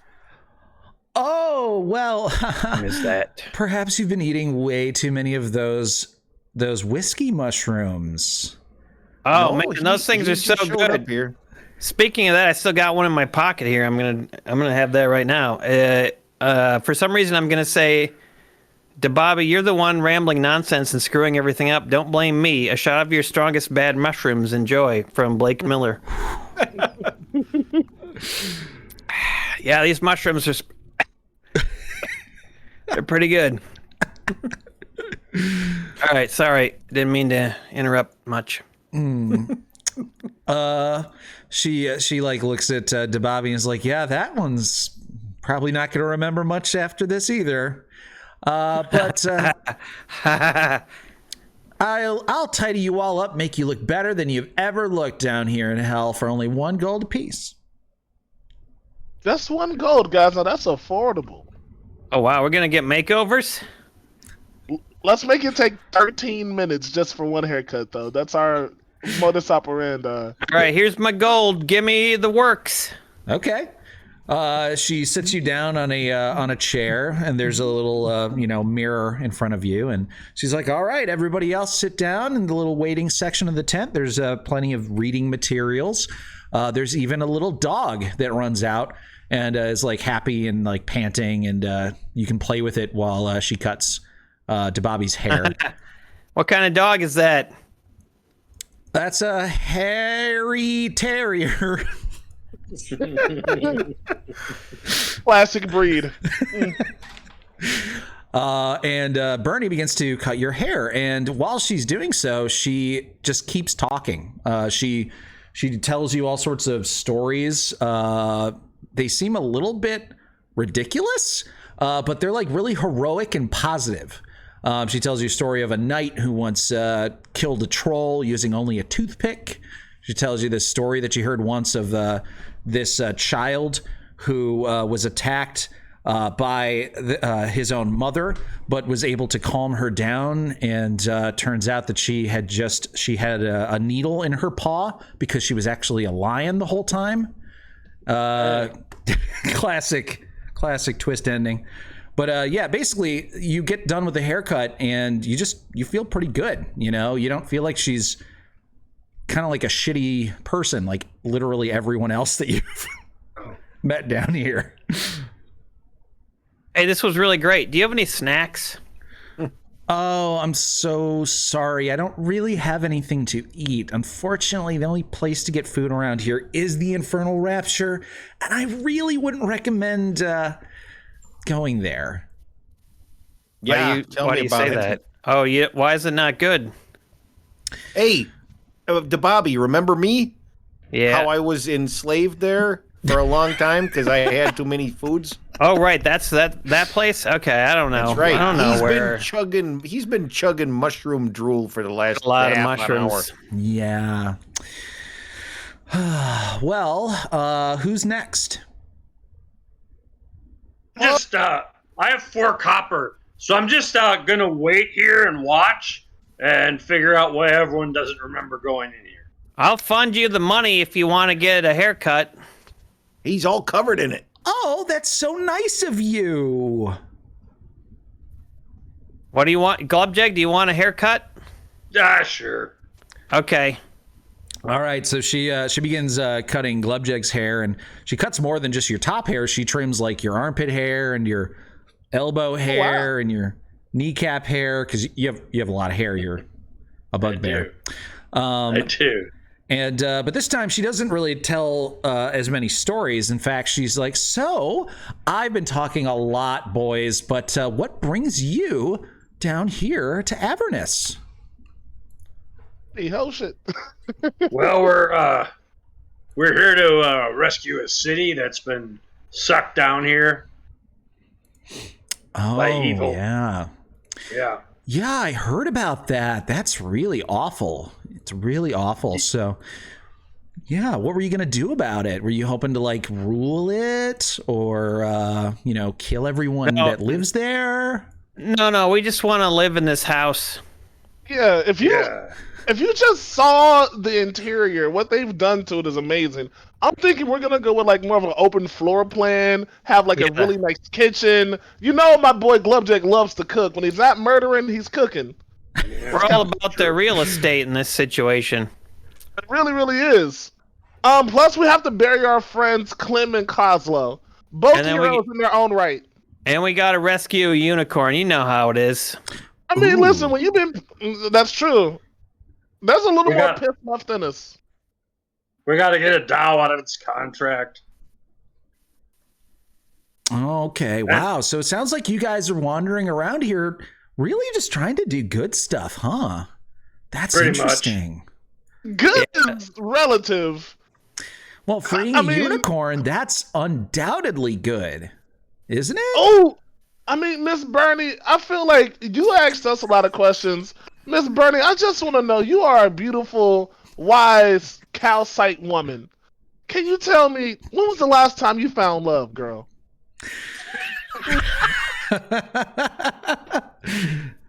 Oh my. I haven't really thought about love in many years. Yeah, I have far too important of a mission that I'm on, unfortunately.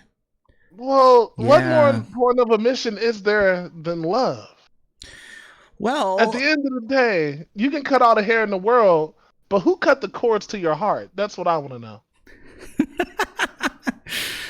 Well, I'll tell you, Race the Roaster. My mission was given to me by Lord Bahamut himself. Yeah, I'm here actually looking out for activity among Tiamat's followers. You guys wouldn't happen to know anything about Tiamat's followers, would you?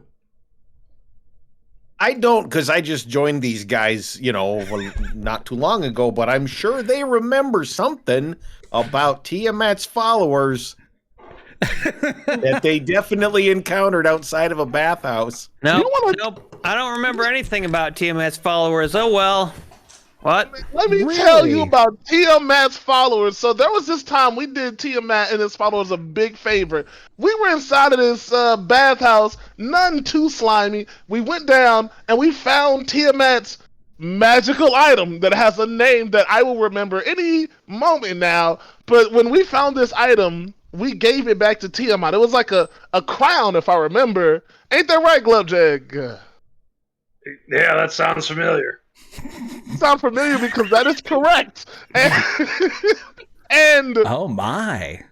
Yes, and the followers who we saw, they were very high up too. We're talking like top brass individuals. They bestowed upon us a favor should we ever need it. Since we found this, it was like a chest full of Tiamat stuff, respectfully. And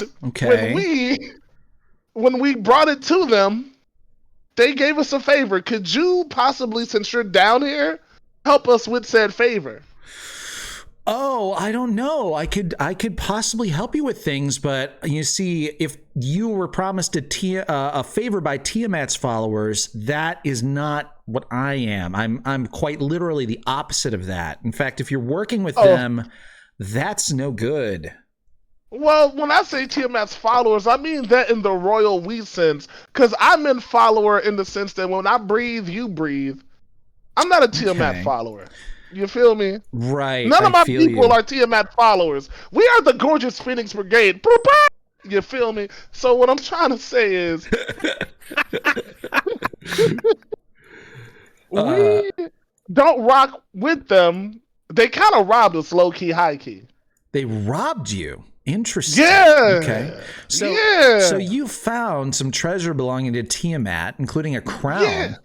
And then these cultists, these followers of Tiamat, took it from you. No, I'm sure that they. Go ahead. They basically said that we were dead meat if we took it, because Tiamat would be, we'd have a sign on our back. And we weren't very powerful back then. We could kick their butts now. But... Oh, listen, I'm a whole fucking T-Rex now, girl. You should see me when I turn into a dragon lizard. Anyways. Yeah. Interesting. So where did you get this treasure, Tiamat's treasure? It was downstairs in a bathhouse with some cultists, and we whooped their ass. Even when we weren't very strong, we was still like, we strong enough. Don't ask about the yellow mold. That was an accident. Like a couple of people we were with got turned into sludge, and we put them in buckets. But otherwise, we were fine. And then we did a good job as we saved as many people as we could. And then these Tiamat people, they weren't very nice to us, and they made us give them all the stuff that we'd got. But I mean, they didn't make us. We made a deal with them. We were like, hey. Yeah. You guys do us a favor sometime, maybe, and then we'll give you all the stuff. And they're like, yeah, all right, cool. So we're Tiamat. Tiamat, he's our best friend. And then, Not our like, best you know, friend. we were given all these hints of, like, you shouldn't be carrying a torch in this room. But for some reason, we took it in there anyway. And the room blew up on us. You say, oh, there's all these smells, but we didn't care. Don't even discuss about the yellow mold. Listen, Yeah. we're not. Listen, they're gonna bring up yellow mold like I almost died, and that's not the truth. The truth of it is, we're art collectors on the side, and my buddy Glubjig loves art so much, he was trying to get a new painting for our future home. It's connected to the real estate we want. I just had a little cough. It wasn't even serious like that. Yeah, it's true. That's it. Yeah. Right. So does that all make sense, hairdresser? The tent goes silent for a few moments, and Glubjig, you're the one getting your hair trimmed, and throughout the entire sort of like tirade that you guys just went on, her like clipping of your hair has been very calm and very like controlled. There hasn't been you haven't felt any sort of like agitation or anything from her. And until now. even now, she seems to just sort of like chuckle and smile and be like, oh yeah, definitely. Wow, you guys have had a crazy time. Wow, that must have been nuts. Almost dying from yellow mold, and I'm so sorry you didn't get your, just like a cough. It's just a cough. Okay, well, I'm sorry you didn't get your painting though. That's tragic or whatever. We haven't even mentioned the mummy rot. Please don't mention the mummy rot. I just have a brings up the mummy rot every time. I just have a few very specific questions. So this treasure that you found was in the possession of cultists, right? And what kind of cultists?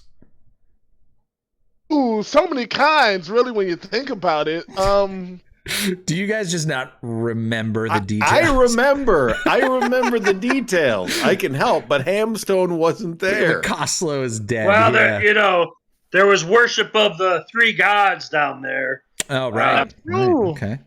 Yeah. So just to make things go a little bit quicker, are you guys were they Baphomet and Baal? Are you guys comfortable with telling her basically the story of how you guys arrived down here? Yeah. Yeah. Oh, well, we told her fucking everything. Who cares at this point? Okay. All right. So after you guys tell that story, relating all the, information that you can recall, she says, "Oh boy, well that is very, very helpful information. Now I wish I could ask this of you, but it's not going to work because as soon as you walk out of here, you guys are going to just forget. But maybe she sort of like looks over at Lulu, who's been sitting in the corner this whole entire time. She's like, maybe if I tell her, and she like walks over to Lulu and says, my dear, try to remember this. If you find out any information about Archon the Cruel, please come back here and tell me. Okay, dear?" And she's like, sure, of course I can remember that. I'm an elephant. Elephants never forget. And wait. Just point out that Lulu has forgotten more than we know about everything. Worry about it. I got this, you guys. Okay, check this out. And okay, Archon the Cruel. And so I'm gonna give myself a burn all over my arm that says Archon the Cruel Barber. Okay, sure. You should put tell Barber about Archon. Tell Barber about Archon the Cruel, and I'm burning it into my arm and scarred. It's got to be like 20 hit points. That does not mean the DM will remind you of it. Unless you really do it. Do you have like a tattoo needle or whatever they are? Here, use my dagger. Could you do a haircut with those words into my hair? Oh, the dagger will be more legible than Burns. Okay, yep, I got it. You could see that she visibly like winces as she watches you like carve a wound into yourself.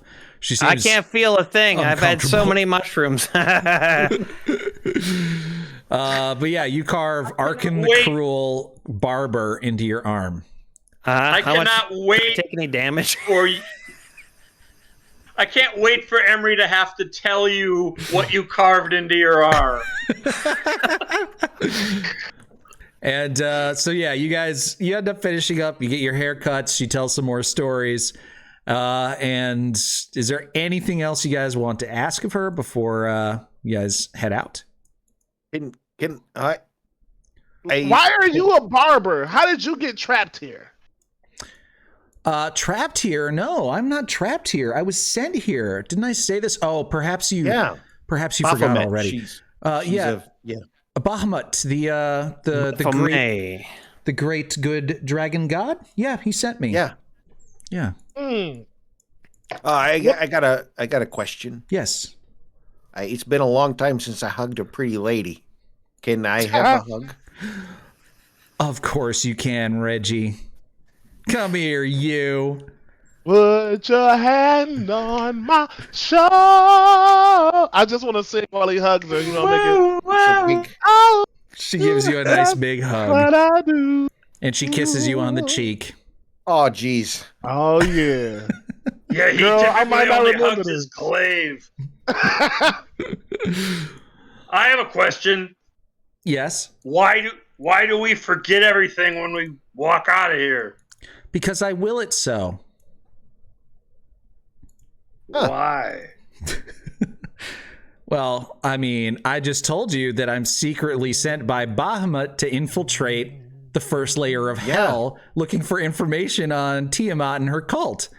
Oh, here's a follow-up question to that. Is there, knowing what you know, is there anything we shouldn't do? Wait a minute, we would forget anyway. Never mind. No, I can write it into my arm. I got plenty of space still on the other side. I would appreciate it if you didn't do that anymore. Oh, okay. All right. Well.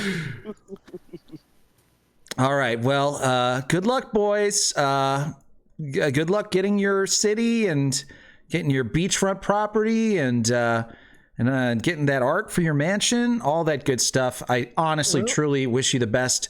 And maybe if you ever need any healing, I know you're not going to remember this, but, you know, if you happen to somehow remember, come back here and I'll heal you up. Okay? That is great to know. Mwah. Thanks. The best part about when I get out of here is I'm going to be like, wow, how did I get this amazing haircut? Yep. And so you guys say your goodbyes, get more hugs, walk around, and what? Do you know where Zariel's sword is? No. Too bad. So you guys turn around and walk out, and as soon as you get 3 steps out of the tent, you suddenly think, oh man, where is that barbershop? Oh, it's right here. Wait, we don't need haircuts. We already have them. And then you go on your merry way, not remembering anything that happened. Except for I have a intense pain in my left arm. Yeah, you look down and it just says Arkham the Cruel Barber. What did you do there? You guys really must have drank a lot. What the hell did I do this for? What does this mean? Robbie, why? Why, bro? I don't know, man. Oh, boy. Those mushrooms. I guess the barber's name is Archon the Cruel. Yeah, that's a weird name for a barber, but I respect it. Yeah. Huh. Whoa. All right. Well, is there anything else you guys want to do at the Wandering Emporium? I wanted to bathe the hag, but I don't think we can do that while we're here. So, Magnum PI, I meant Hamstone. What is there anything else you want to visit while we're here? See any of your old friends from when you worked here? No, I didn't really have many friends. I was pretty much busy all the time. Oh, with all the scrubbing. Yeah. I sure would love to give Mahadi an upper decker, but I don't really gotta go right now. So, man, I can make you invisible if you want to go give him an upper decker. I'd be honored. Nah, I can be loud sometimes in there. Oh, never mind. All right, so let's go. You want to go fight a warlord with Smiley?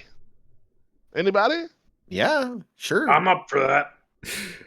All right. And why do we have to do that? Because it's part of the plan of getting all. Yeah. More soul coin. We don't have a hag. We don't have a unicorn. I'm fine with that. Let's fight. I just want to fight some shit and kill it. Lulu, Let's go whoop some. Sorry, Lulu sort of like flutters up and says, "Hey guys, I know you probably don't remember this, but Red Ruth, I'm pretty sure she said that you should return to her and confirm that that you got the reservation. She's probably going to be waiting there, not knowing that you guys made the reservation. Oh shit! Are we supposed to go back? Is there other things that we don't remember that you can tell us? Yes. Excellent. How about, and also, are there other things that you don't remember that you can tell us? Unfortunately, no. Well, let's go back and see Red Rag, and then we'll come. Yeah, let's go fetch the red rag. Red rag is coming down over me. So you guys sober up. It's not a good idea to drive in hell drunk. Especially because DeBobby has his own vehicle that he drives by himself. It'll probably be bad for him to do so inebriated. Here at Game Society. Driver. Driving drunk in hell is the only way to drive. No, here at Game Society, we do not condone drunken driving, guys. Okay? Unless you're already dead and in hell, and then it's fine. But yeah, you guys get onto your demon engines and drive off into the night towards Red Ruth's domain. All right. So it's 9 o'clock right now. Do you guys want to take a little bit of a break before we move on to the next section? Yeah, bathroom break, please. Yeah, I can use one. Baldamush, we don't have the blurps on right now, but we know you're here. Thanks. Yeah, we don't keep blurps on for rated RPGs because we turn them into podcasts, and we don't have any real way to separate the audio of the blurps from the rest of the audio. So then we would have random blurps happening during the podcast. When we're all together around ye old gaming table, yes, we can, because we take the audio from the microphones. So that could work in the future once we get that sorted out. But that was Oh, I mean, hey, we totally could. Yeah, but we wanted to make sure that worked. And I know sometimes we'll use the audio from the stream as a backup, but in the future, yeah, I think we can do it. Oh God, but for now, I'm looking forward to walking. Okay, I'll try to be back soon. Okay. Scummy Bear says, "I love the D&D days. Jason is so funny." Thank you so much. I haven't felt very funny the last 2 years. This is where it happens. Yeah, man. Yeah. I look forward to these too a lot.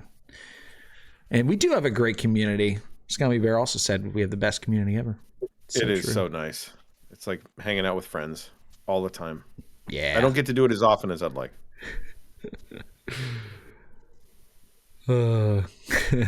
Great White Spark says you're wasting all your soul coins just doing this trip. I mean, yeah, it is a little bit of an unfortunate thing, but what are they going to do?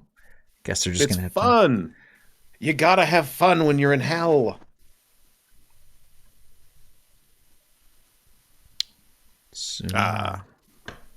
So yeah, what's going on? Anybody have any questions? Emery, you are wearing my favorite hat of yours, says Jedi. Yes, I love this hat so much. The only thing I don't like about it is that the it's like a little tight, so I have to use the last two bips or whatever the fuck they're called. And those two are kind of loose, so this hat is not one that I can wear out in public because the only thing keeping it on is my headset. Other than that, love it. Hamstone is missing from the overlay? Yeah, I put him into the game and I thought he was accepted, so I don't know what that's all about. Weird, I thought I accepted him too. Yeah. God. When I go into his management, character management, I don't think there's anything I can do there that helps you. Is there something I need to do then in order to get him in? Maybe. Also, question for the DM. Hams, after we did our big fight, did we have a long rest? Yeah. Yeah, we'll say you guys had a long rest, or at least you could do a long rest like right now. So Okay. Marvelous. not a big deal. Yeah, so you know what was weird? A spider descended in front of my face on the TV. Oh. That must have been terrifying. I looked at myself on the television, and then the spider came down in front of my face over by the television. Oh, no. And it was the tiniest little spider. It was really creepy. Jason, you're the DM now. Holy shit. All right, roll initiative. It's Glubjag. I'm Glubjag. Aaron's still DeBobby, amazingly. That's weird. And now Dion is Hamstone, so... All right. Weird. So you guys come Finally. you guys come out of the tent, and you see 3 kobolds in a trench coat. I throw It's Icar obvious. at one. Okay. Give me a dexterity check. They're not very far away. I try to I stroke them passionately. Oh, they're into it. The bottom one isn't so much, but the top 2 are really into it. All right. Can I make it a kobold lovemaker check? Go for it. I rolled a dexterity check. All right. I rolled a 12. I don't know what my bonus is.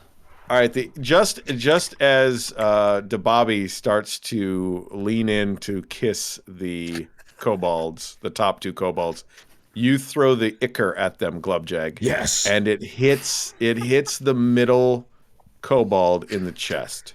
Perfect. Now you guys had made a mistake when you counted your demon Icar before, so this vial of demon Icar does not count toward your total because you miscounted by 1. Oh. So we got to roll to see what happens to this kobold. Okay. Yeah, I'll get a D100 here. I'll take care of it. Oh my gosh. Wow. 100. I rolled a 100. So whatever that is on the demon Icar table that I don't have access to. Okay. That's what happens to the middle kobold. I don't care. I have a new thing I'm doing. Okay. I'm going to take all of my ball bearings. I'm going to pour them into one of my flasks of demon Icar. Okay.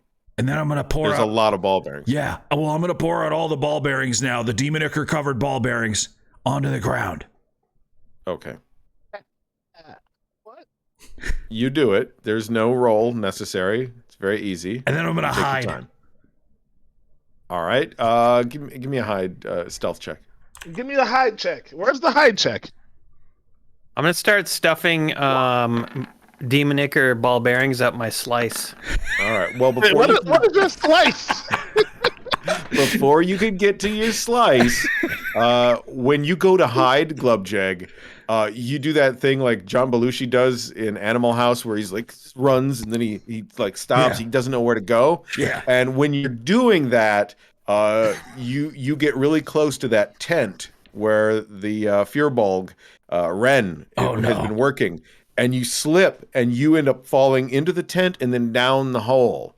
So you're going to take some damage here. You're going to take 3d8 damage on this. Didn't you mean Jim Belushi? Come on now, sir. Did I say John Belushi? Yeah. John, There's yeah, only John one Belushi we care about. No, John Belushi. Yeah, John Belushi. Jim! Jim is the one that's still alive. John Belushi was in Animal House. Yeah, I never saw Animal House, man. I was born like way after. So I know the guy who Jim Belushi sells weed and he's a Bears fan. That's basically me. So I have to go with Jim. Well, I'm sure he can do it too. It was an easy. Why do you hate Jim Belushi? I don't hate Jim Belushi. I've been asking you this for 10 years. What is your beef with Jim Belushi? The first night I met you, you were like, fuck that goddamn Belushi. He's a fraud. He's a fraud, I say. I said that about First Dan word. Aykroyd. I said that about Dan Aykroyd.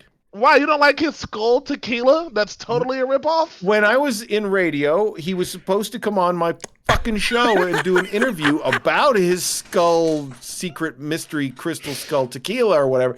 And he didn't. He blew it off to go do an interview on a different radio station. So I said, fuck Dan Aykroyd. Okay, listen, first off, he's the least cool ghostbuster. So that motherfucker can piss right off. And I'll fight him tonight. I swear to God I will. I am 2 Bud Lights deep. I'll choke him. I'll choke the shit out of Dan Aykroyd. I don't give a damn. Swear to God. Swear to God. These are the secrets. You're right, mister. I gotta... is somebody gonna check on Brad?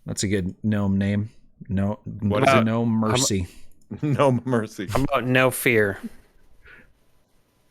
No fear. N- Yeah. It's not Instead as- of a gnome, it's a sticker on the back of a truck. How about gnome and clature? Yeah. That's really good. It's probably the best one we've come across. Oh, yeah. God of Gravity says, I've run many Pathfinder and Starfinder Society games for my local group. Finally getting a chance to see everyone in person tomorrow night for the first time since March of 2020. Dang. Nice. That's going to feel good. Yeah, it will. It'll feel good to roll real dice again. All right, is everybody taking their break? We got some people still finishing up food, so that's fine. I was around listening. You just didn't see me. Yeah. But you ate that mushroom? Yeah. Did I do a good What? Glubjeg impression? You did a very good glow, Jay. I really want to know Not just in voice, but in like choices and personality. I really want to know what happened to those kobolds. But I also don't want that spoiled I don't want that spoiled. Yeah. You know? We'll never know. Maybe somebody will make a fan fiction about it. Maybe. Dom JRL says, does D&D have to be fantasy or can it be made into futuristic? So 5th edition D&D, almost everything is fantasy. There's a little section in the Dungeon Master's Guide that talks about doing it in science fiction. But, you know, you can change it to just be sci-fi stuff. Instead of a long sword, you just say, I have a laser sword. You know, instead of a longbow, I have a rifle, whatever. But there are some systems that currently exist that are focused on sci-fi. They do exist. 5th edition D&D might not be your best bet for that. JWM says, no Kobold Man spoilers. We can't go any farther. We can't go any farther with that. And I should also mention that this 20-sided bronze die that I received in the mail was not, despite what we thought, from anyone named Kyle. It was from Mongoose. Mongoose, the famous Mongoose, who makes all the wonderful comic strips of all the streams. Yes. Sent this bronze 20-sided die. Is not from Kyle. It was from Mongoose. Thank you, Mongoose, and we will make sure that Kyle is punished, whoever Kyle is. Dead to us. That's what Kyle is. Screw you, Kyle. Fuck you, Kyle.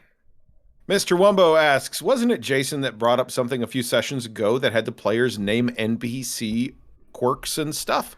Yes. It was something I read somewhere that said that as a DM, one thing you can do to make some of the game interactions and stuff more interesting, especially in combat, let's say your party, your PC party, comes across like 5 bugbears, right? You can have 5 bugbears and just refer to them as this bugbear here and that bugbear there. Or you have your players tell you what's one thing interesting about this bugbear, what's something unusual this bugbear is wearing. And then instead of it being 5 sort of random bugbears, it's like the bugbear wearing the silly green hat, or the bugbear who is for some reason wearing a dress, whatever. So then you've got like, and those things can become something else, because what if the bugbear with the silly green hat survives the fight and now you have to interrogate him? Then you've got like some semblance of a backstory skeleton there. Yeah, that's a great idea, actually. Yeah, definitely. I like that. Maybe I'll start doing that right now. The bugbear wearing the strap on. Yeah. That's just Glubjag.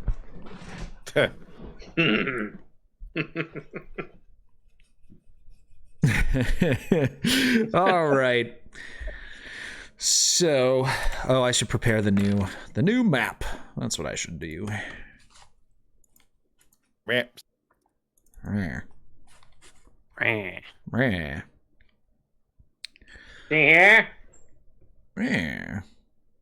Let's see, where are we going? Oh yeah, Bone Brambles. That's where we're going.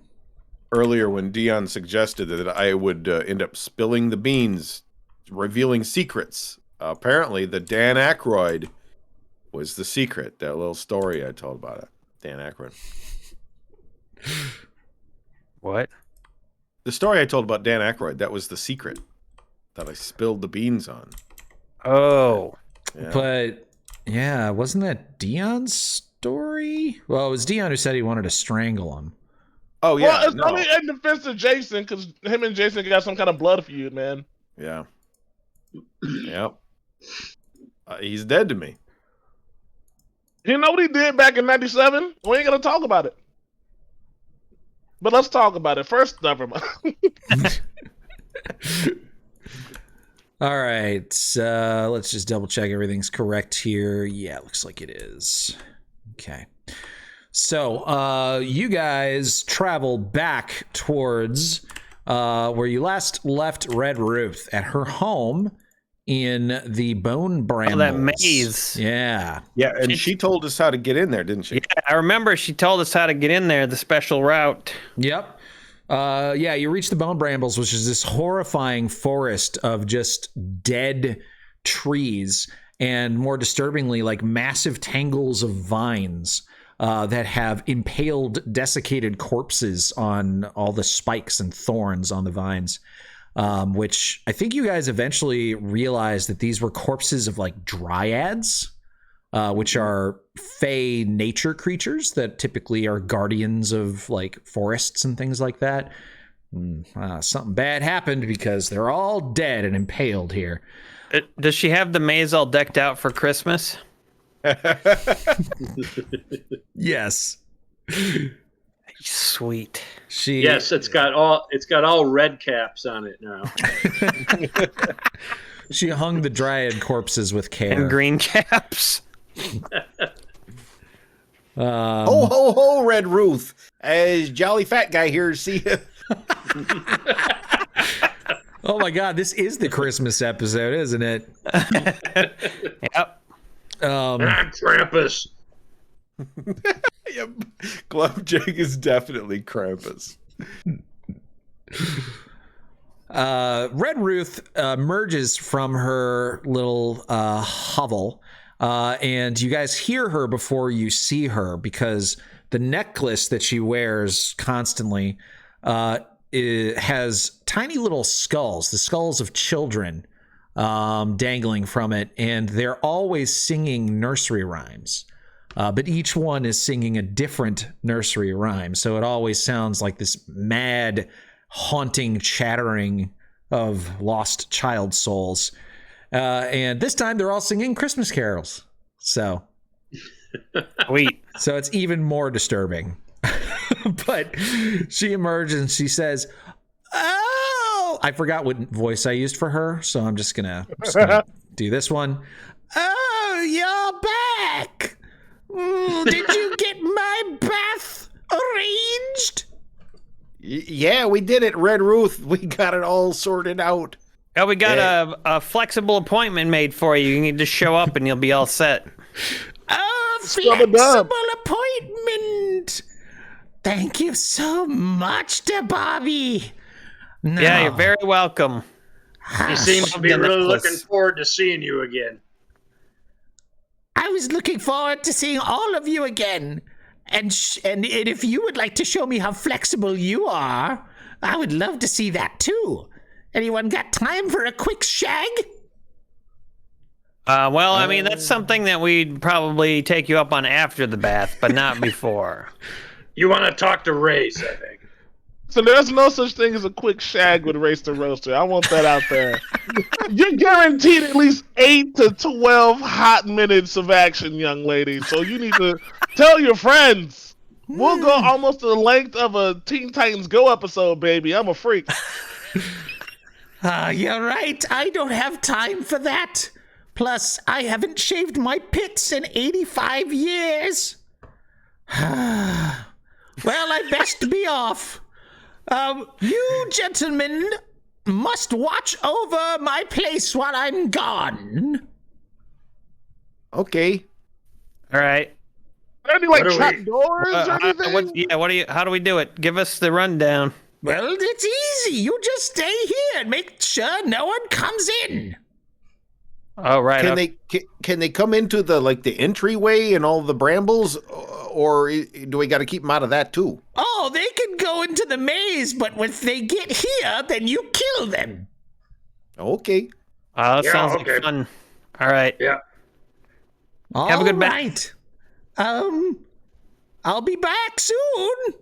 And, okay. Do you have any snacks? Be careful from Mahadi. He is creepy as shit. You should know that. Oh, I do. He's what we like to call an incel.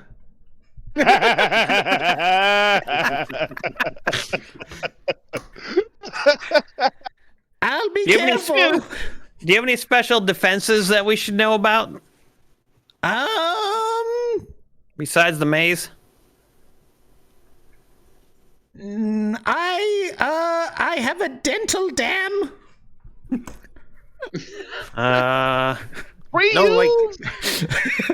Right. Okay. See you later. Hey, if we had some micro machines, maybe a couple of paint cans, we could really get this place going, for Christmas home defense. Yeah. All right, we'll put up your lights for you. Oh, fantastic. And can you put up one of those things that constantly plays Christmas music in a 12-second loop? I want to piss off all my neighbors. The Christmas tree. Yes. Walking around. The Christmas tree.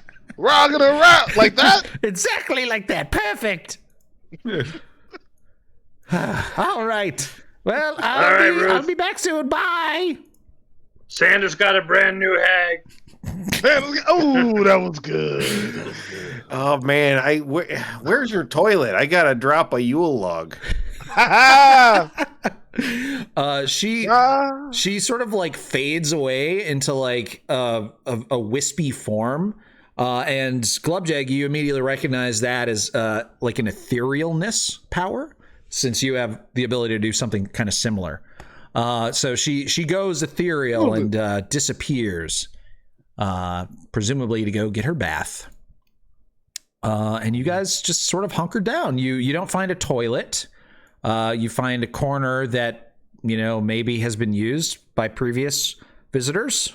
And it's kind of more brown than the rest of the surrounding ground. So, but yeah, it ends up just being kind of boring as you wait around for an hour, then 2 hours, and then 3 hours, and then 4. But when you're starting... What? Go ahead.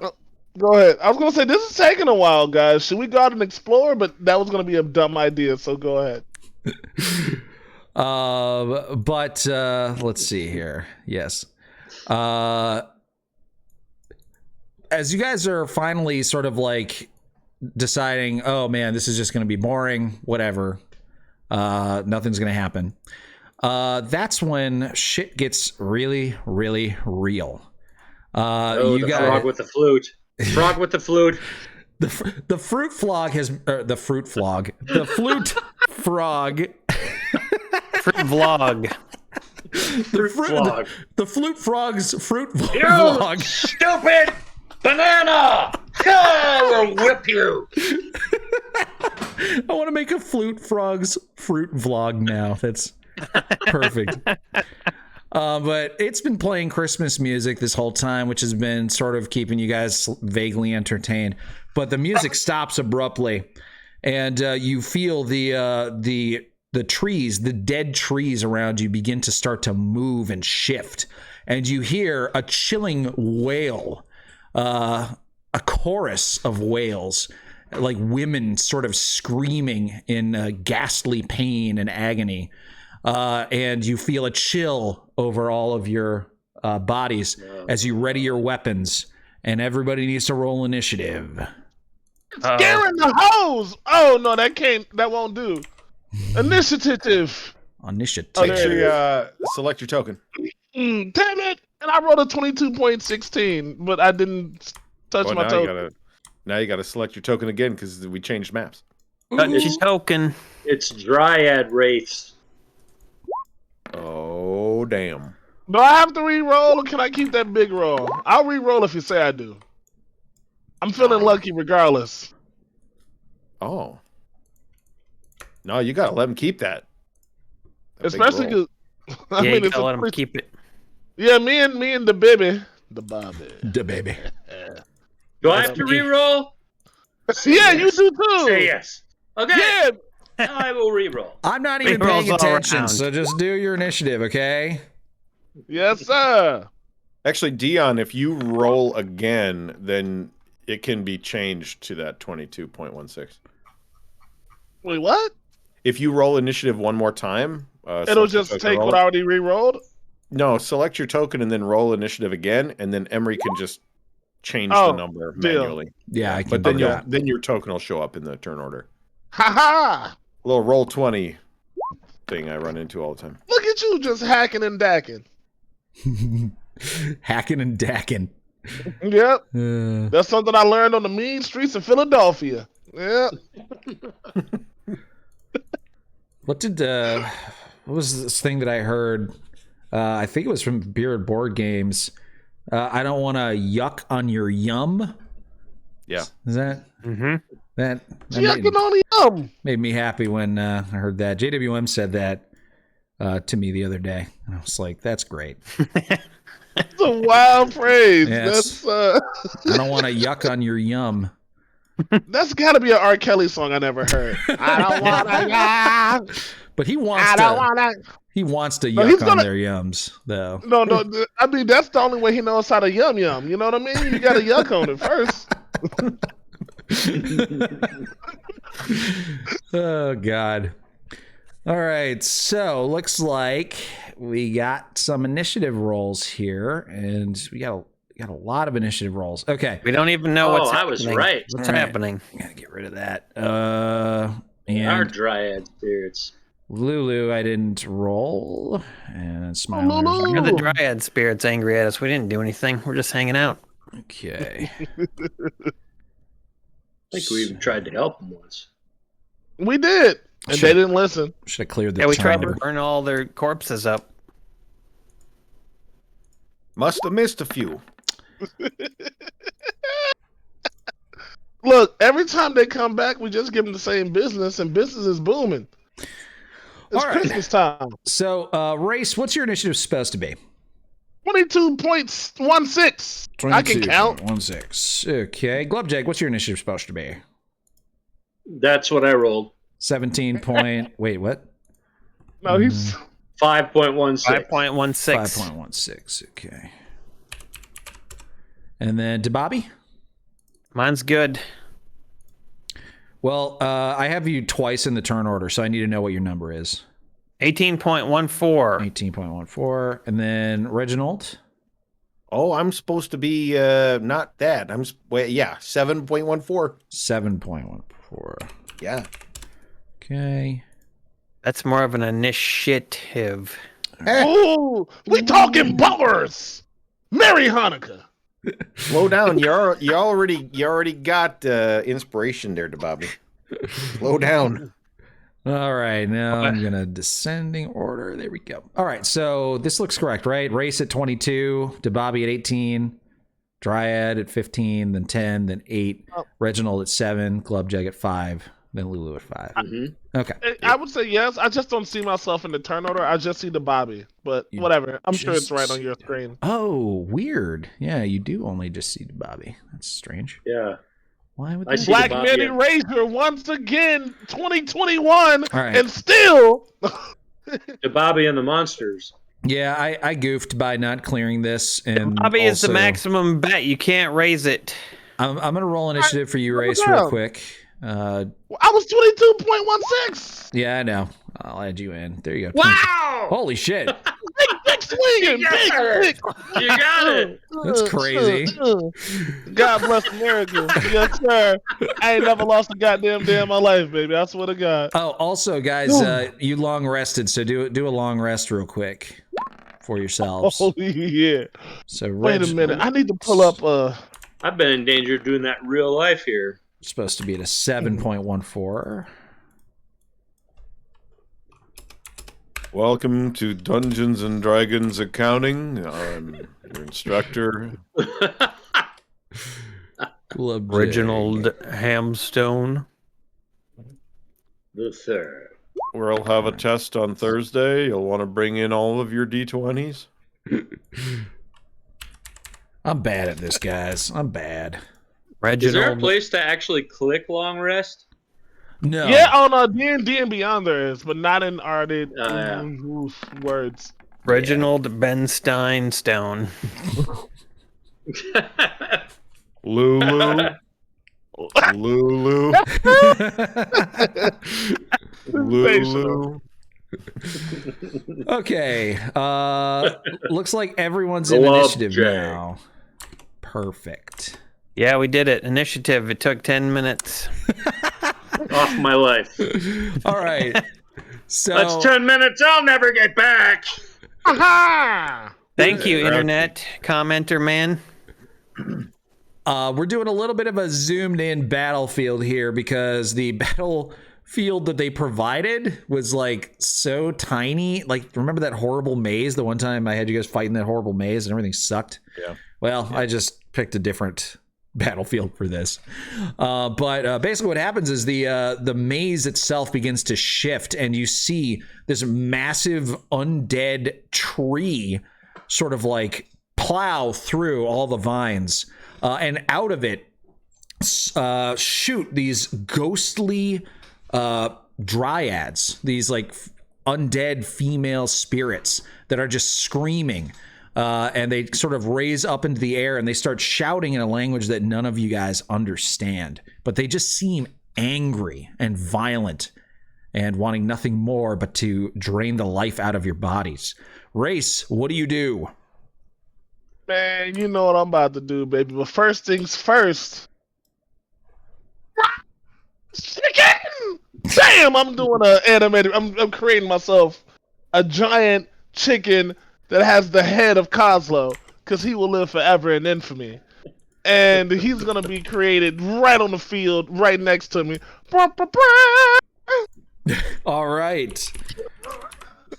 So, let's see. This is called a dancing object. Yes, sir. My animated performance, baby. I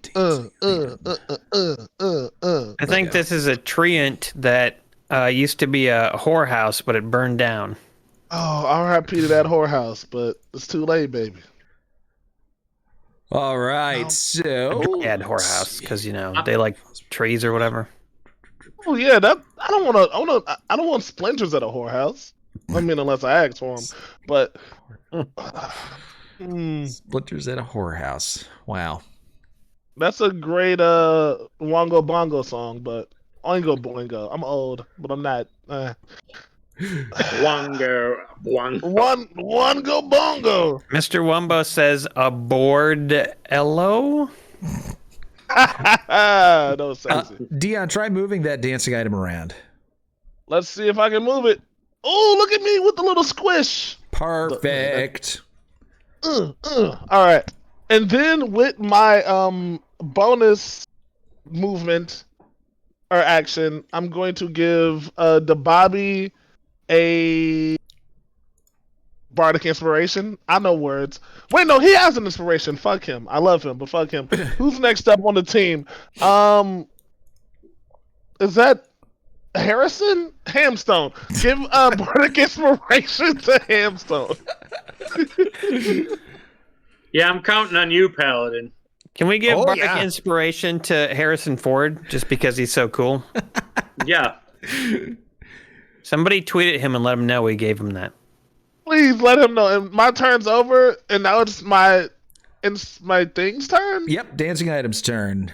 Okay. I want him to. What is this? Is this the thing that's gonna fight us in between the four of us? That's or is that Lulu? That's Lulu. Yeah. Oh, okay. Is each one of these squares 5 feet? Yes, 5 feet. Okay, 5, 10, 15, 20, 25, because it can move 30 feet.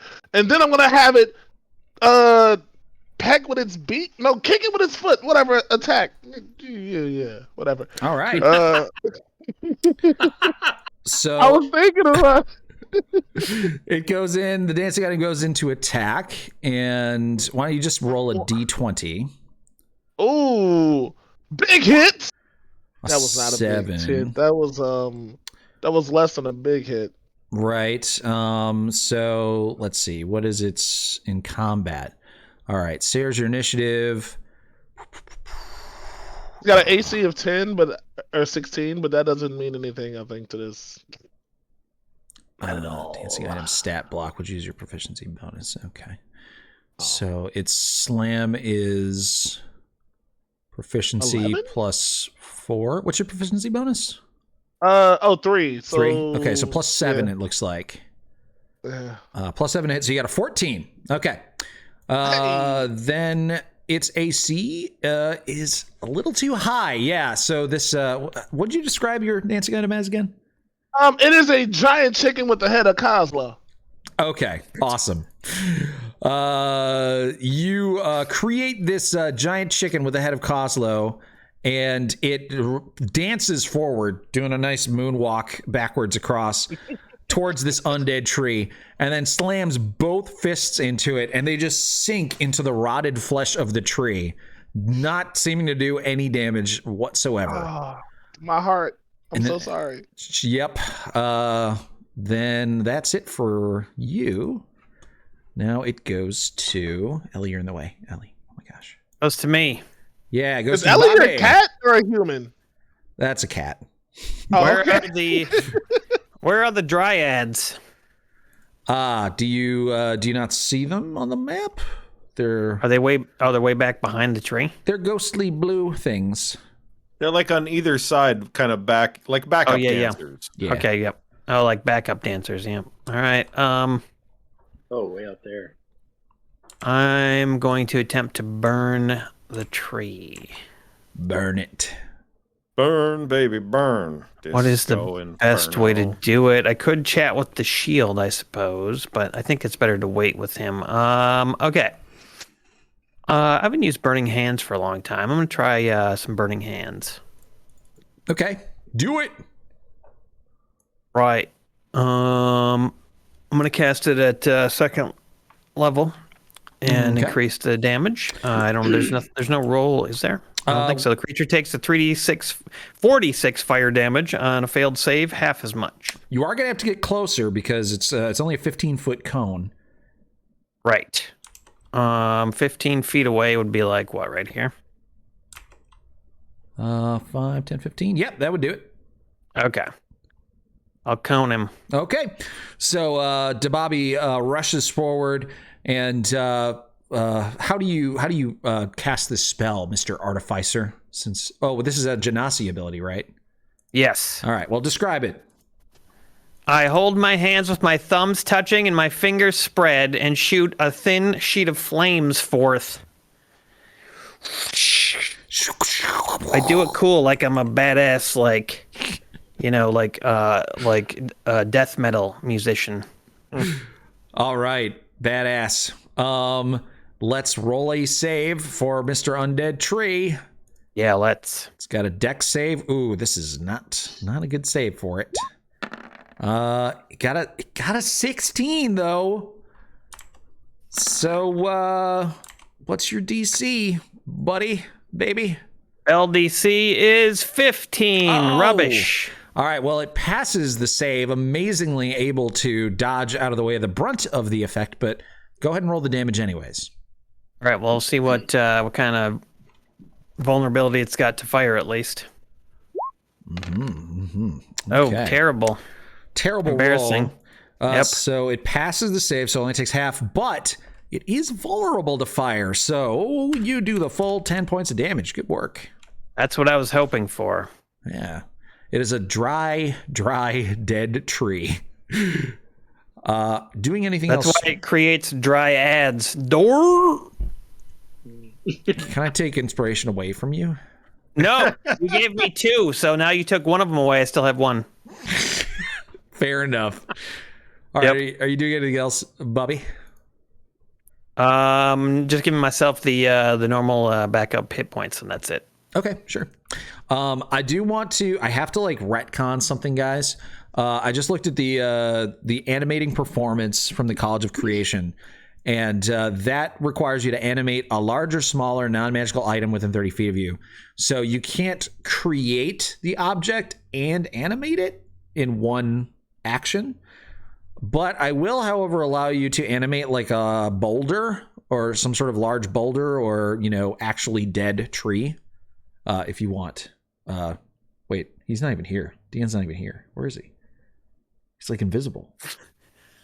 Where did he go? Oh, he ate one of those mushrooms. All right, well, whatever. There's like a pile of dead trees that are dancing around and slapping this other dead tree.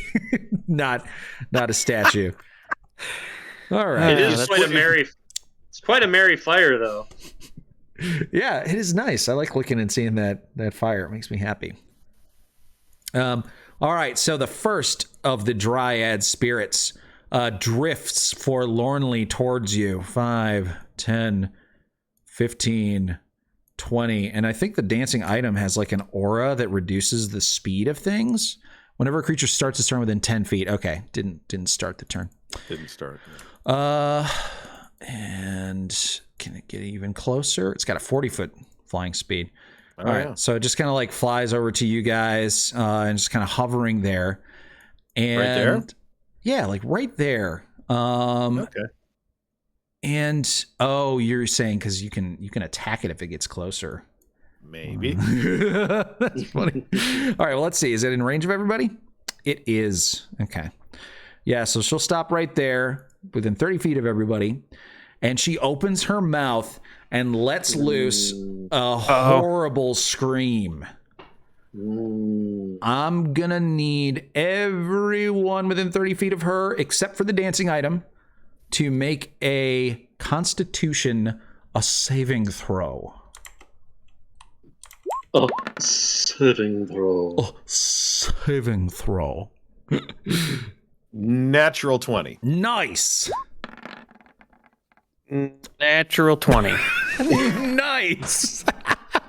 Not a natural 20. What? Come on. What kind of group unity do you have here? Not bad, though. 16. Yeah, that's pretty good. Should do it, maybe, hopefully. And race, Dion is... Let's assume that he's going to get a natural 20. He might. He's the only one I'm worried about, actually. That's the trend here. There he is. There he is. Okay. Roll that Constitution save.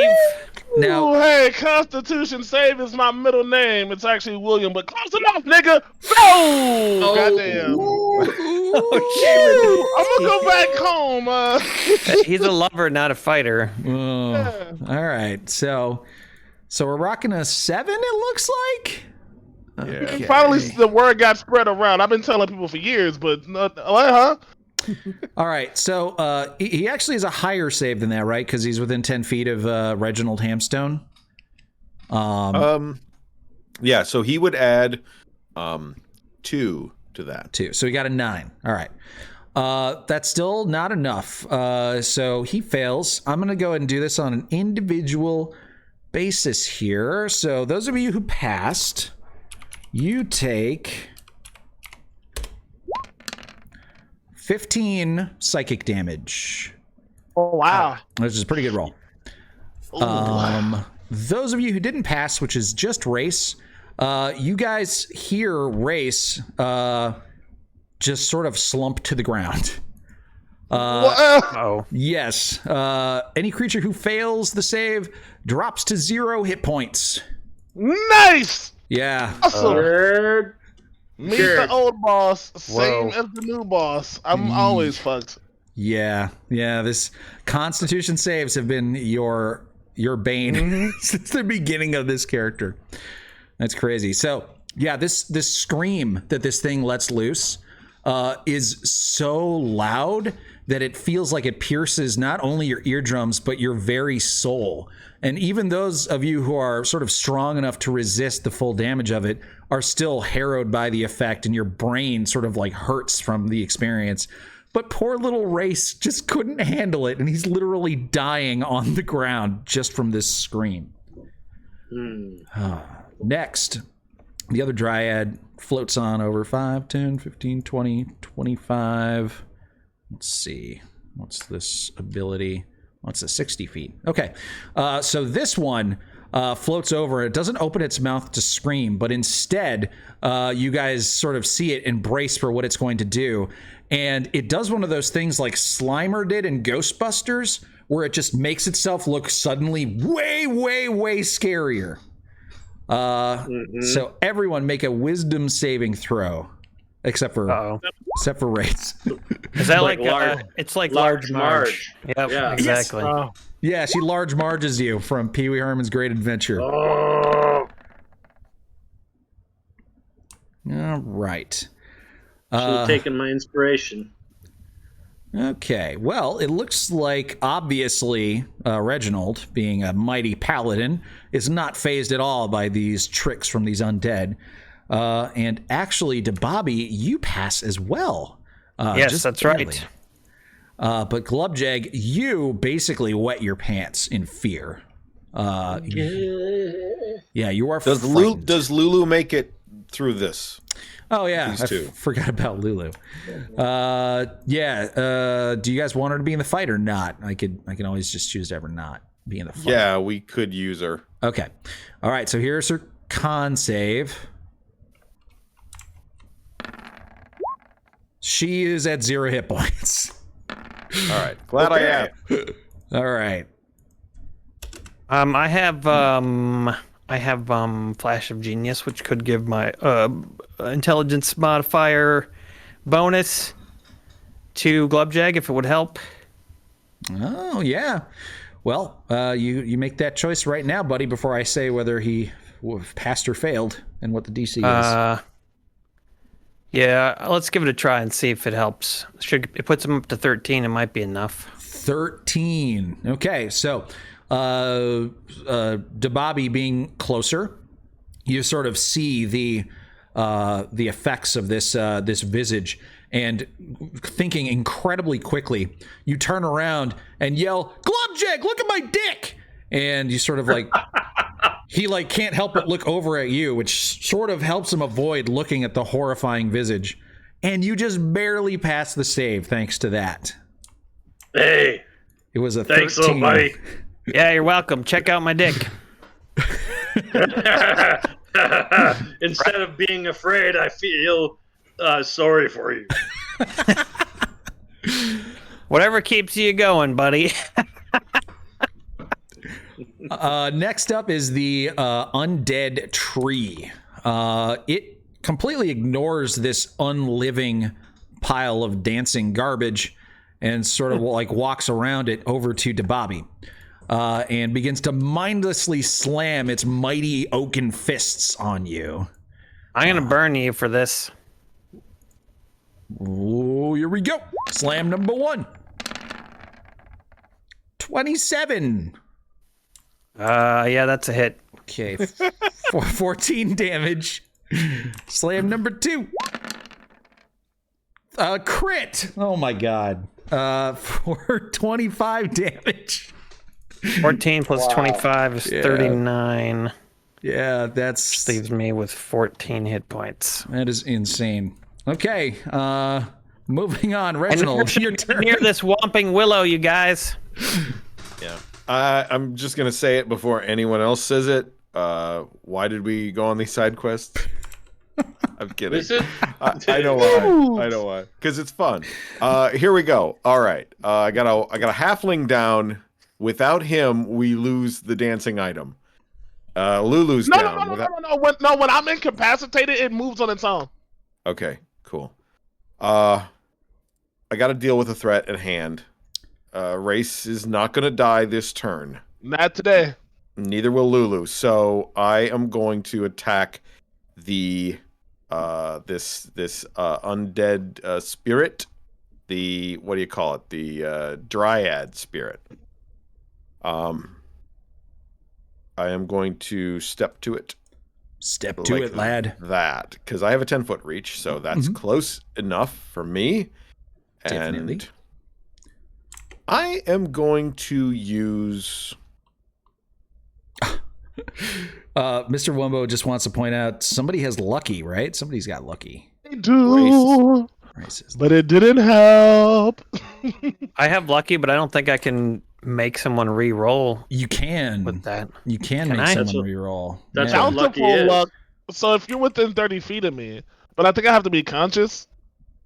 Yeah, but no, I was talking about an enemy. I can't make an enemy re-roll. So the lucky feat says you can spend a luck point when an attack roll is made against you. Roll a d20 and choose whether the attack uses the attacker's roll or yours.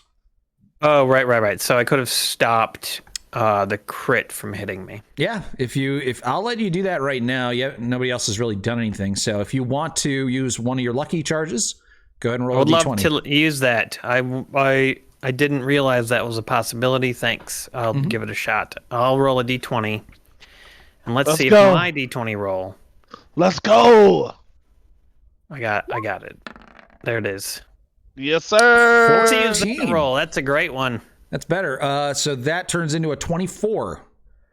Yes, sir. Does that still hit you? It's still a hit. Okay. Oh no. So we're Not just a gonna crit though. we're just gonna go with the well. I'll just re-roll the damage. I'll just re-roll it. Fuck it. Here we go. Damage. Here we go. We're gonna use whatever the damage roll, whether it hits or not. 12 points of damage. Okay, that's going to give me 13 Man. more hit points, right? Because of the... Yeah. Right. You stayed up all night to use lucky. I did. Okay. Sorry about interrupting your turn there, Reginald, but thank you, Mr. Wumbo. Everybody thank Mr. Wumbo for that. Thank you, Mr. Mr. Mr.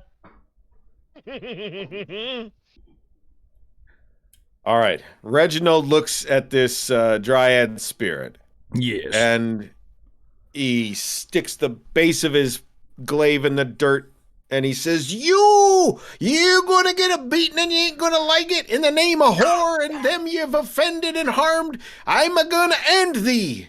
And that's his channel divinity vow of enmity, which gives me advantage on attack rolls against this creature for a minute.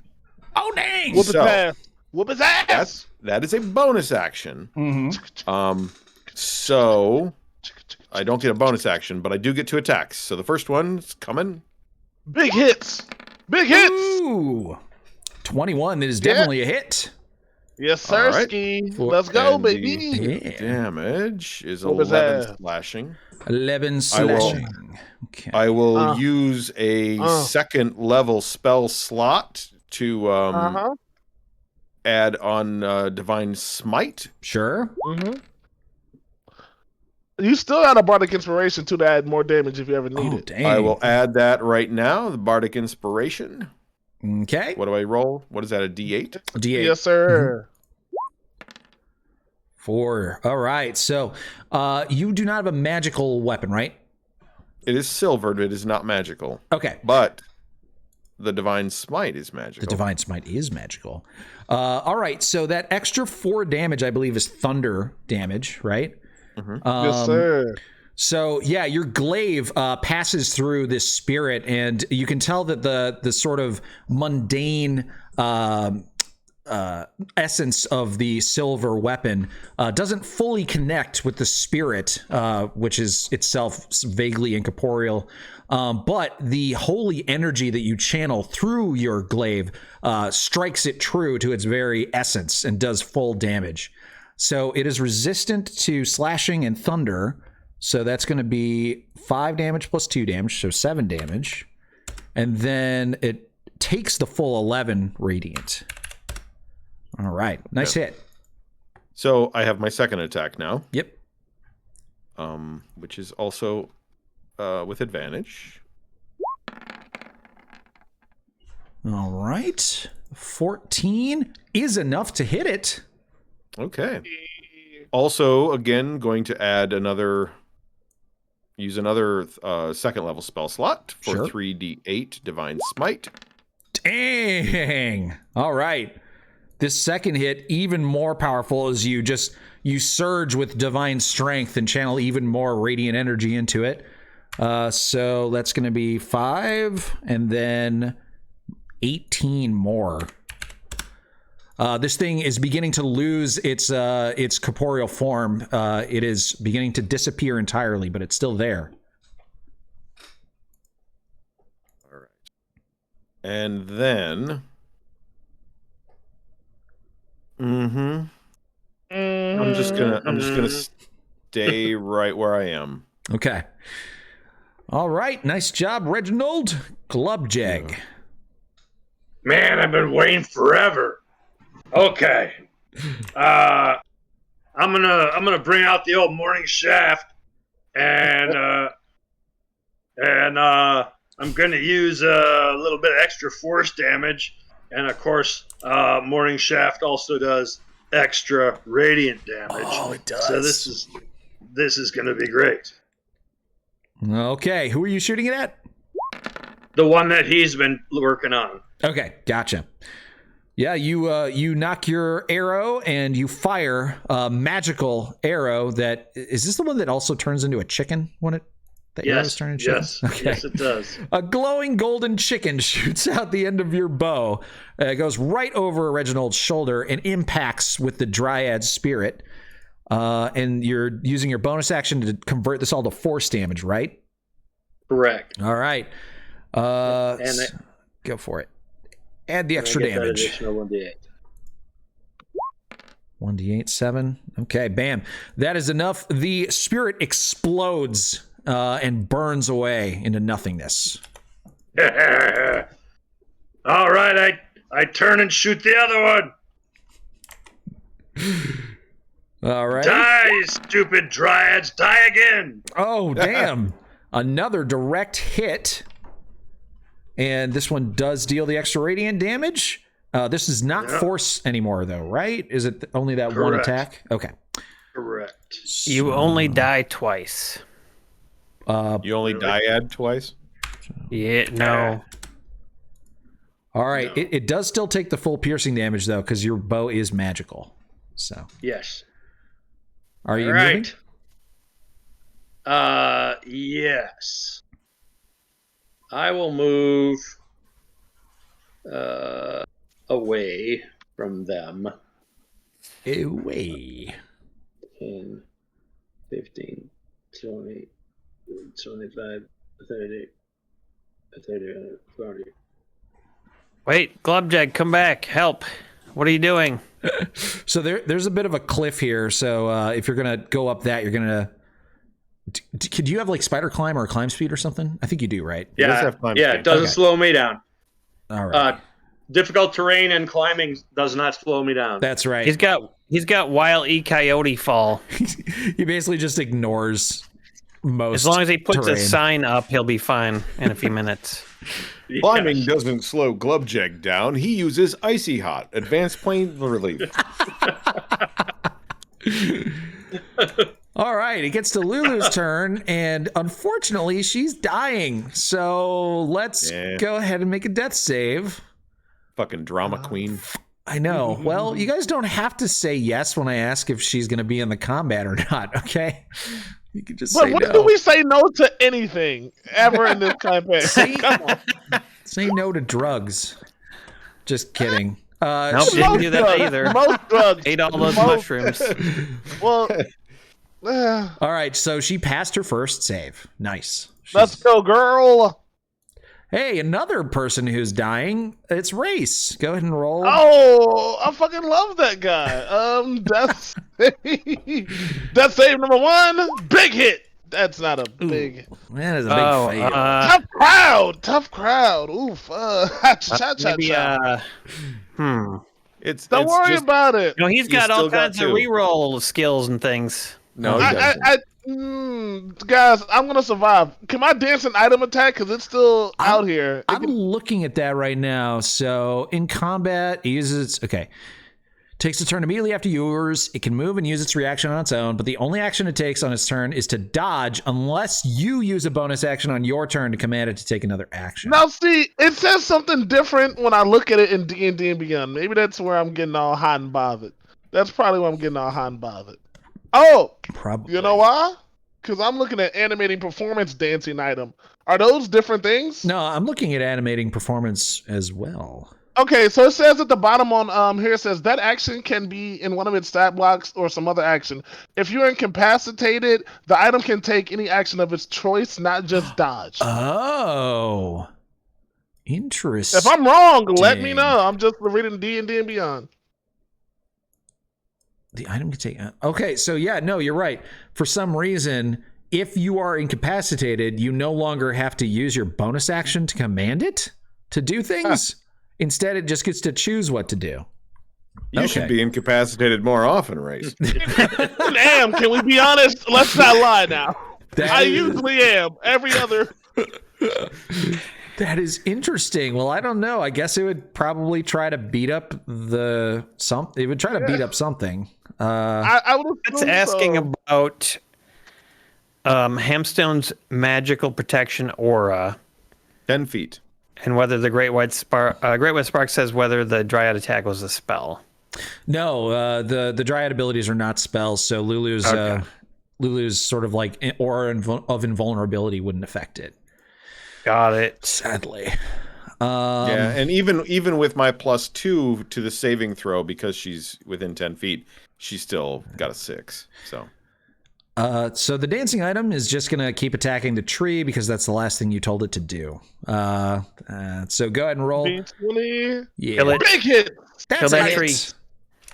And now a D10. Yeah. Big hits. Oh, wait, hold on. I pressed the wrong button. 5, 4, 3, 13, baby. Dude. Nice. We'll take it. All right. So yeah, this pile of animated garbage slams into the tree and manages to knock it off balance for a moment. But this tree is incredibly tough. Now it's Bobby's turn. Okay. Oh boy, I just really want to attack it. I really want to attack it. Is that spirit in the tree right now? Yeah, it's so you can occupy the space of a creature if it's 2 sizes larger than you. So the spirit is sort of like weaving in and out from between its branches and legs or its trunk and all that kind of stuff. Light it on fire! I already did light it on fire. Do it again. Do it again. Light it up. I didn't do much damage. I think I might have to wrench it. What did I detect when someone did thunder damage to it? So seemed particularly effective. The Dryad spirit didn't seem to be affected by it much. The tree, nobody's done anything thunder related to it. No thunder damage to the tree. No. Wait, what are you saying to burn, Glubjag? I was just wondering if you could actually start it on fire and see if that would affect the Dryad as well. Oh, yeah. Well, when I hit the tree with burning hands, did it start it on fire, or what was the deal? No, it didn't light it on fire like continuously. It's not burning. The fires just singed it and then immediately disappeared. Right. I don't really have a way to light it on fire. So, does it seem like it's getting, injured, or is it still just really like doing fine? It seems like it's quite tough. It's really still doing fine. You can definitely see that your attacks have been damaging it. Right. I think I'm going to have to cast Mirror Image just so I don't die next turn. Assuming it will attack me since I'm right in front of it. I love that idea, Aaron. That's a great idea. Yeah, I'm doing Mirror Image, and I'm creating the illusory duplicates of myself. Now, there are multiple Bobbies, so everybody's got to be very happy. I'm so happy for you. Yeah. So happy.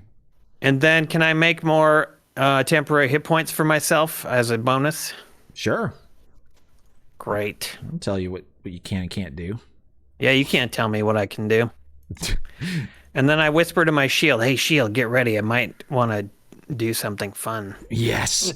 Yes, kill all your friends, and I will elevate you to a devil status. That's not exactly what I was thinking, but but I'll keep it in mind. Get ready. All right. Next up, the last remaining Dryad spirit. Let's see. 5, 10, 15, 20, 25, 30. Oh, boy, Glubjag, I think you're just out. Yeah, you're definitely out of its range of that ability, but it's still got these two right here. So it's going to scream insanely loudly yet again. So that's going to be... It says, I think it goes without saying, use your blank wind skull. Ashen. It would be ashen. We'll get there. Interesting. I think. So I would say somebody who's unconscious and dying can't hear things, right? Correct. Okay. Correct. So no save from good old Race, but I do need one from Dababi and from Hamstone. These are Constitution saves? Constitution. The Constitution of the United States of America. Oh my God! Natural 20. All right. Can I use my inspiration like before this? Yeah, you can choose to use inspiration right now. Get advantage? Get advantage. Okay, I'm going to get advantage on this shitter. Okay. Here. Oh, yay! You needed Good it. choice, me. Holy crap, that was a good choice. You would have I'm the failed it by smart one. Yay! Thank you, Putchin. Okay, you're not out of the woods yet. It's undead tree time, and it slams its fists at all the little Dababis in front of it. It's much worse than undead tea time when you're at the golf course. So the first attack is only a 16. Now, epic fail. I forget how mirror image works. I'm gonna look it up here. I can tell you. All right, so each time it targets you with an attack, roll a d20 to determine whether it instead targets a duplicate. Okay, so roll a d20, Aaron. On it. Got a 14. So that targets a duplicate. The AC of the duplicate equals 10 plus your dex modifier. So I definitely hit a duplicate and destroyed it. Okay. Next attack. Go ahead and roll another d20. Ooh. Slam! A 10. You have 2 duplicates. You needed a roll, and at 8 or higher, you did, just barely. So this attack that would have hit you for 18 damage instead destroys your second duplicate. You're down to 1 left. All right. Incredible. Reginald. I'm such a fantastic person. All right. Again, you know, if he rolls a natural 1, I know he's a halfling. He's pretty lucky. He'll get out of that pickle, I bet. So I gotta do something. Mr. Wumbo says unconscious creatures can still hear. Yeah. Well, my God. But isn't it more of a psychic ability than a physical hearing ability? Well, it says incapacitated creatures are unaware of their surroundings. Oh, that seems like you wouldn't be able to hear then. Yeah, I don't know. That's what I'd think. It's yeah. I mean, I feel like that's an esoteric question. Yeah, because like the function of the ear is still working, right? But there's nothing to process it. Mm-hmm. Yeah, maybe it can hear, but it can't listen. You know what I'm saying? Mm-hmm. Ooh, yeah. I can dig it. Come on now. I just did mushrooms, allegedly. I can definitely dig it. I'm going to go ahead and rule that, at least in this scenario, they can't affect someone who's unconscious and dying. Because, you know, he's not going to get woken up, you know, by them screaming. He's literally dying, and that's why he's unconscious. If it was just a dude sleeping, then yeah, a banshee screaming in your ear would wake you up and then fucking kill you, you know? Wake me up! No, never mind. No, different song. All right, sorry to interrupt your turn yet again, Reginald. It's okay. I've grown used to it. The lack of respect is palpable. Anywho, I'm gonna try to get rid of this last dryad, or at least try to a little bit, I'm going to swing on you, but before I do, you're going to get a beat and you ain't going to like it, because in the name of horror, I'm going to end thee. So now I have advantage on these. Okay. But that's my last one. Aren't you going to encourage Darlene? No. Darlene don't need it. She's a confident glaive. She'll need no. Oh! Wow. Crit. That's what you're looking for. A crit. Now, are you going to pump another spell You're slot? damn right I am. That's my final second level spell slot for a 3d8. Times 2, because this gets crit. This gets the effect of the crit as well. Sensational. So roll another 3d8. Just give it a 20. Oh my god. Whew. 45 damage. 40. That's why you hired a paladin. Wow. Love to see it. 45? 6 plus 9, Well, 15. Well, so you said the dryads are not. How do I affect them with the glaive? That's part of the question. So they resist the slashing. So they take half. So 6 plus 9 is 15. Divided by 2 is 7, because you always round down. Mm-hmm. And then the radiant does full. So that is 30 damage 37? Of radiant plus 7 of slashing. So 37 damage. Ouch. This thing is barely holding on to its form. Yeah. That's only one attack. And now it won't be. Next attack. Oh my Lanta. Whoa. Oh yeah. Wow. Jason's having the dice night of his life. And I'm also divine smiting this one. This is 2d8 because it's a first level spell slot. All right. Yeah. Yep. And I'll roll it again. Yep. Wow. Holy shit. Damn. Whew. So that is a total of 27 damage from that second attack, which is way more than enough to send this dryad spirit back to hell. Wait, you guys are in hell. Woo! Woo! Back to the Fae.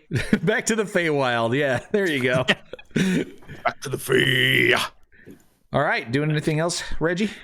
As Metallica sang. Yep. Yes. I don't have any actions left. Bonus action, I used it, so nope, I'm good. Okay. Glubjeg.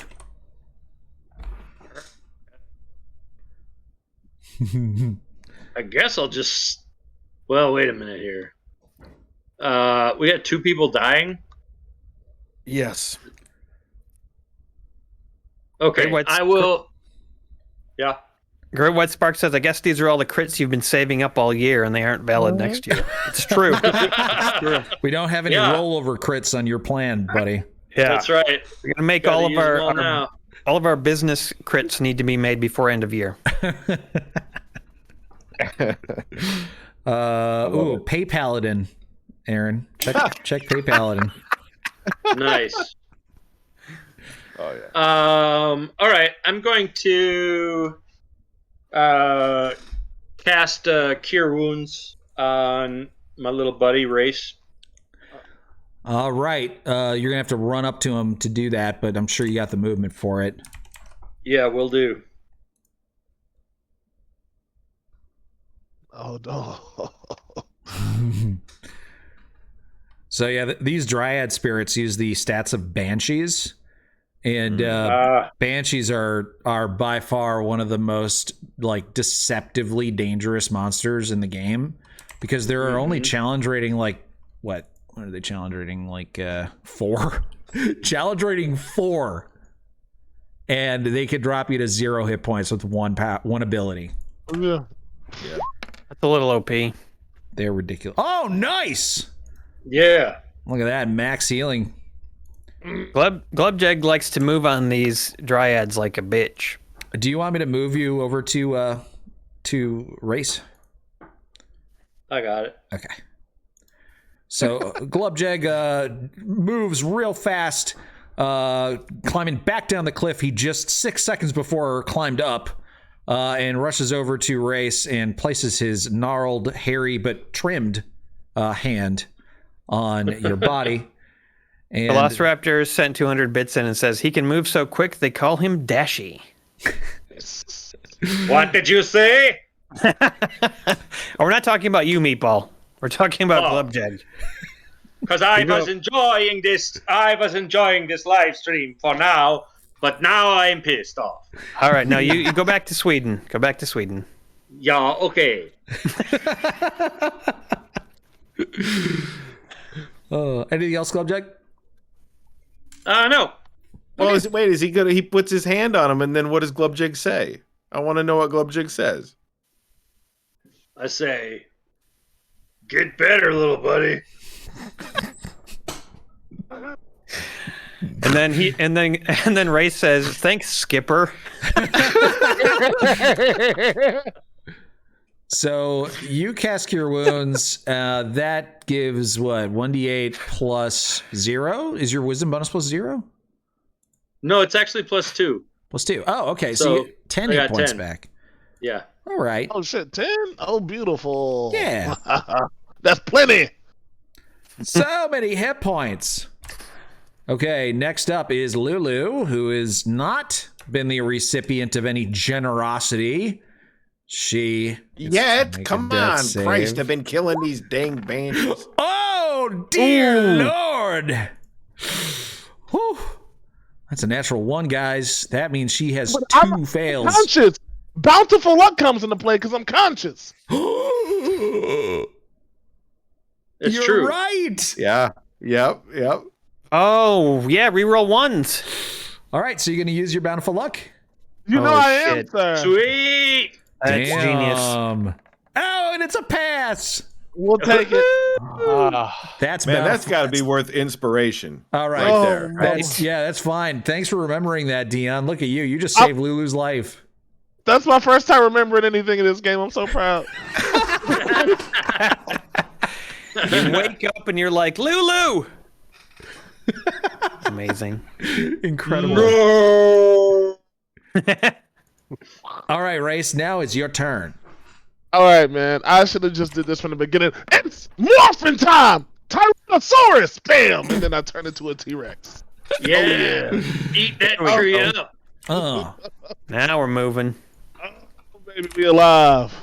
Yeah, where's that T-Rex token? You got to put that up. Oh, yeah. I mean, you That's still the would have one. failed your save and been an unconscious T-Rex. So it wouldn't have done much.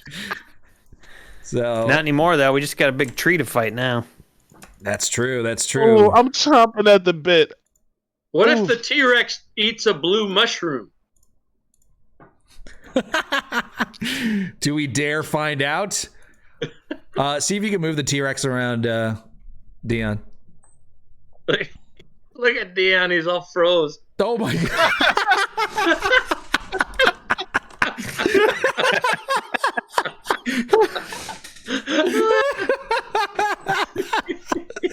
Oh my god, I gotta screenshot that. Yeah, you totally got to screenshot that. Oh my god, I'm gonna put that on a fucking coffee mug. Yes. Oh, there we go. Screenshotted. Well, he'll be back in the meantime. Holy crap. Well, it's not like he can do anything after he turns into a T-Rex except for maybe move, so I'm I'll assuming move him where probably up to wanna, the tree then. There he goes. All right. I want to know what the bubble caption is coming off of him. To Bobby, your turn. Oh, excellent. All right, it's time to bring the thunder. Or wait, I could fireball him. You could. I mean, everybody's about to focus on this dude, including the T-Rex. Mm-hmm. I'm sure he can do lots of damage, but we'll probably whittle him down pretty fast now. Yeah, I'm gonna mace him. I mean, wrench. Sorry, I don't have a mace. I don't know what I'm talking about. It's that those mushrooms are still affecting you, apparently. They are. Wow, are those strong mushrooms? Bam. Oh no! And there he goes. Oh, that's a good one right there. That'll work. Brad, you're the DM. Okay, well, so your wrench hits the base of the tree, knocks a bunch of bark and wood off, and you feel that maybe you did a little damage this time. The tree is very tough and resilient, but you did something to it. So that's great. I just want to point out there that he only rolled a 12 there, and I don't feel like that's probably going to be enough to hit him there, Emery. Oh, I'm sorry. Yeah, I saw the 21 there. Sorry. He rolled a 21 and then a 12. So one of them hit. Yeah. I'm sorry. Yeah, your first one did some damage. The second one, its bark is so thick that it just absorbed the damage. It really did nothing. All right. Let's bring on who's up next here? That'd be you, Reginald. No, the tree's up next. Yeah, the tree. The tree's up next. I'd gladly take my turn there if I'm sorry. It's the tree. So the tree is just gonna swing its big old oak hands at you and see what it can do. Wait, nope. You're no longer the DM. They thought I would not come back. They swore I wouldn't live again, and here I am. For the drama. Wait a minute. We took a hilarious screenshot of you. Back up here. I want it all just how it was. Come on.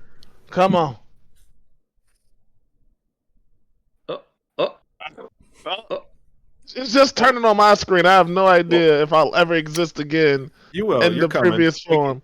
We can hear you. Chugga. We hear you, but it depends on whether another app is using your camera. That's yeah. What other app will be using the fucking camera? That's a great question. You know what? What about my damage? Did it do anything? Maybe the camera app. Right. So thunder damage was fine against this tree. Okay, great. Yep. All right. Here we go. I was on the wrong camera, so maybe that'll do it. Skeeby deeby. I thought those were the magic words to get your camera working, but apparently I'm a fool. You should have seen the face that you were frozen on, Dion. It was hilarious. Man, I was so excited to be a T-Rex. I don't think I'm meant to be a T-Rex. I think that's just not what I'm meant to do, man. Either I'm dying of an illness or my computer just shuts down. Mr. Wumbo described the face you made as the perfect when you nut and she keeps on sucking face. That's how I felt to come back from the grips of death.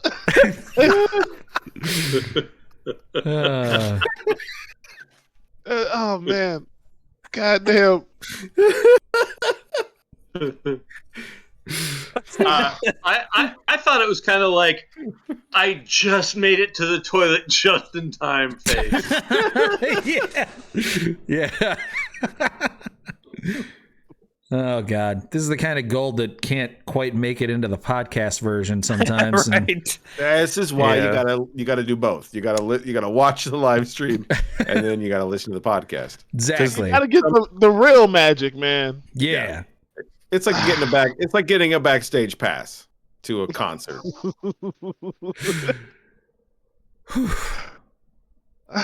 Well, I'm here. Hell, wait. Is the camera just not gonna work? Maybe if I do something sexy. Maybe try selecting a different camera and then reselecting the right camera? Or restarting Discord, maybe. Oh, yeah, you might have to completely restart Discord. Which would give Brad another shot at being the DM. Yeah, well, the tree's attacking, so what's he going to do? All right, is he going to attack the T-Rex? Might as well just keep Something's coming. happening. Yeah.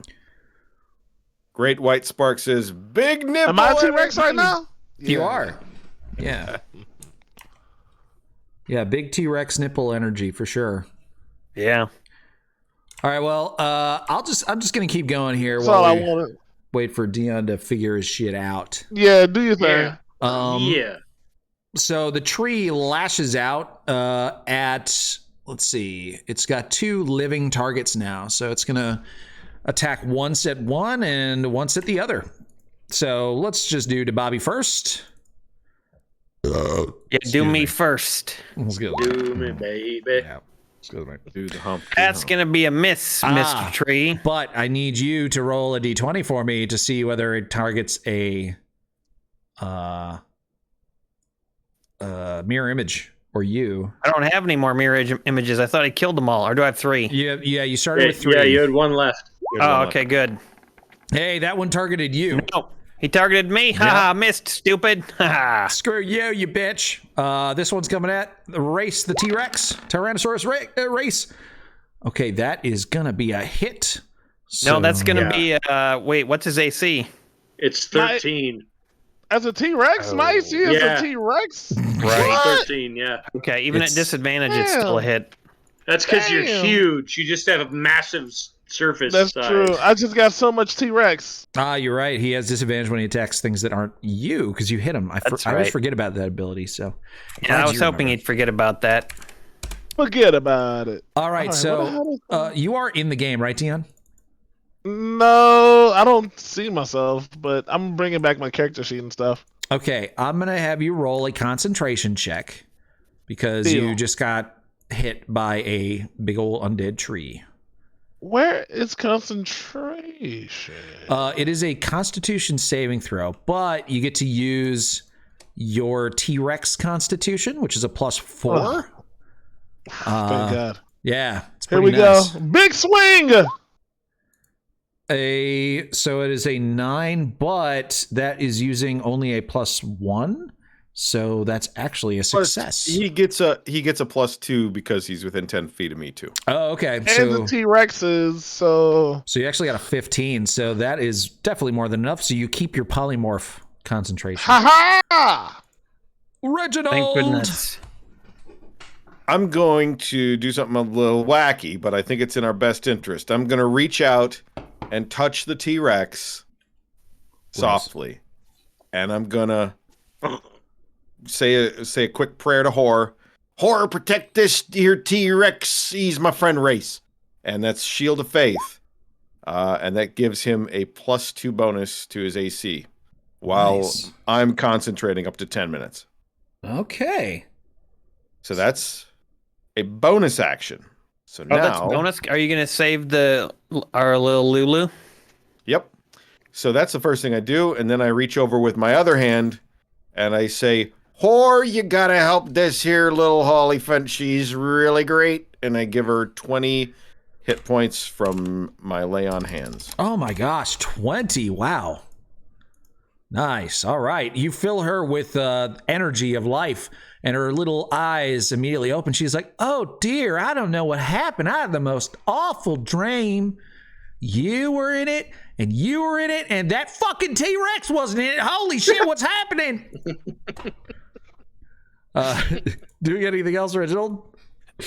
No, that's it. All right. That's a twister, Lulu. Yeah, you gotta stay awake or you'll miss something.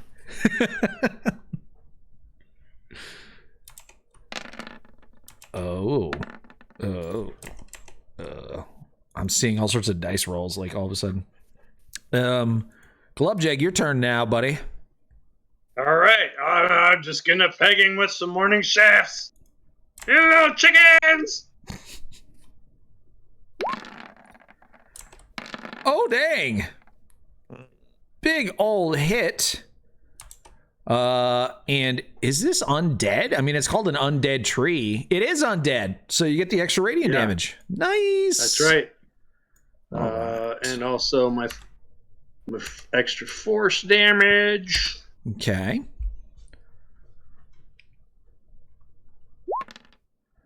Extra 4 force damage. All right, yeah, your first arrow pierces this undead tree right in the center of it, buries itself in, does a tremendous amount of damage. Second shot.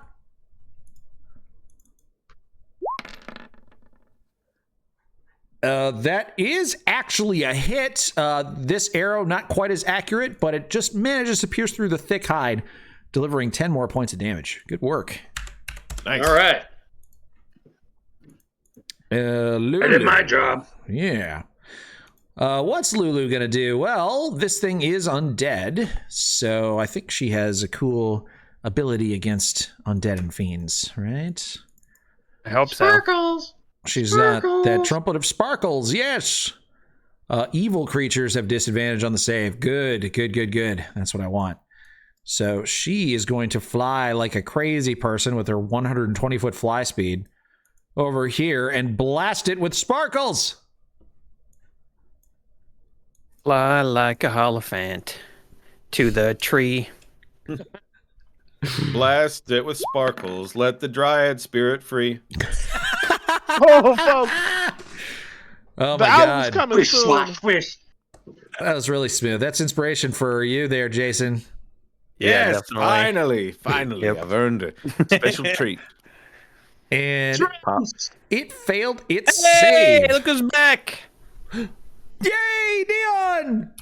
I know We that guy. exist. How did you come back? Man, I would explain it if I wasn't just clicking buttons until something good happened, but Awesome. All right, so it takes 20 radiant damage. Race, your turn. This tree is actually finally looking like it's starting to fall apart under all these attacks. Yeah, T-Rex him. attack! Bite that bitch! Bam! Chomp, chomp, chomp. Oh, we about to chew and stew, boys. Chewing and stewing. Phelan and 20. flailing. Yeah, I don't know what that means. Do I have any plus on that? You got a 12, so that is a plus 10. So 22, that's a hit. Oh, yeah. 4d12 plus 7 piercing damage. Holy. Whoa. Or D12. All right. Big nuts. Big T-Rex energy. 27. That should have been significantly better, but that's all good because I get to do multi-attack. So my second attack, here we go with the tail. Gadoosh! Actually, That was Yeah, I thought he. yeah, They can't attack the same creature, right? Yeah, you miss anyways, Oh. but yes, you cannot attack the same creature with both of those. But good to know for the future, but fuck him anyway. Yeah. let's see. Okay, so you slam your jaws down on it, and it is resistant to piercing damage, which I didn't realize before. So it actually would have a little bit of extra health from those arrows from Glubjag, because it's resistant to piercing just straight out. It doesn't care about whether it's magic or not.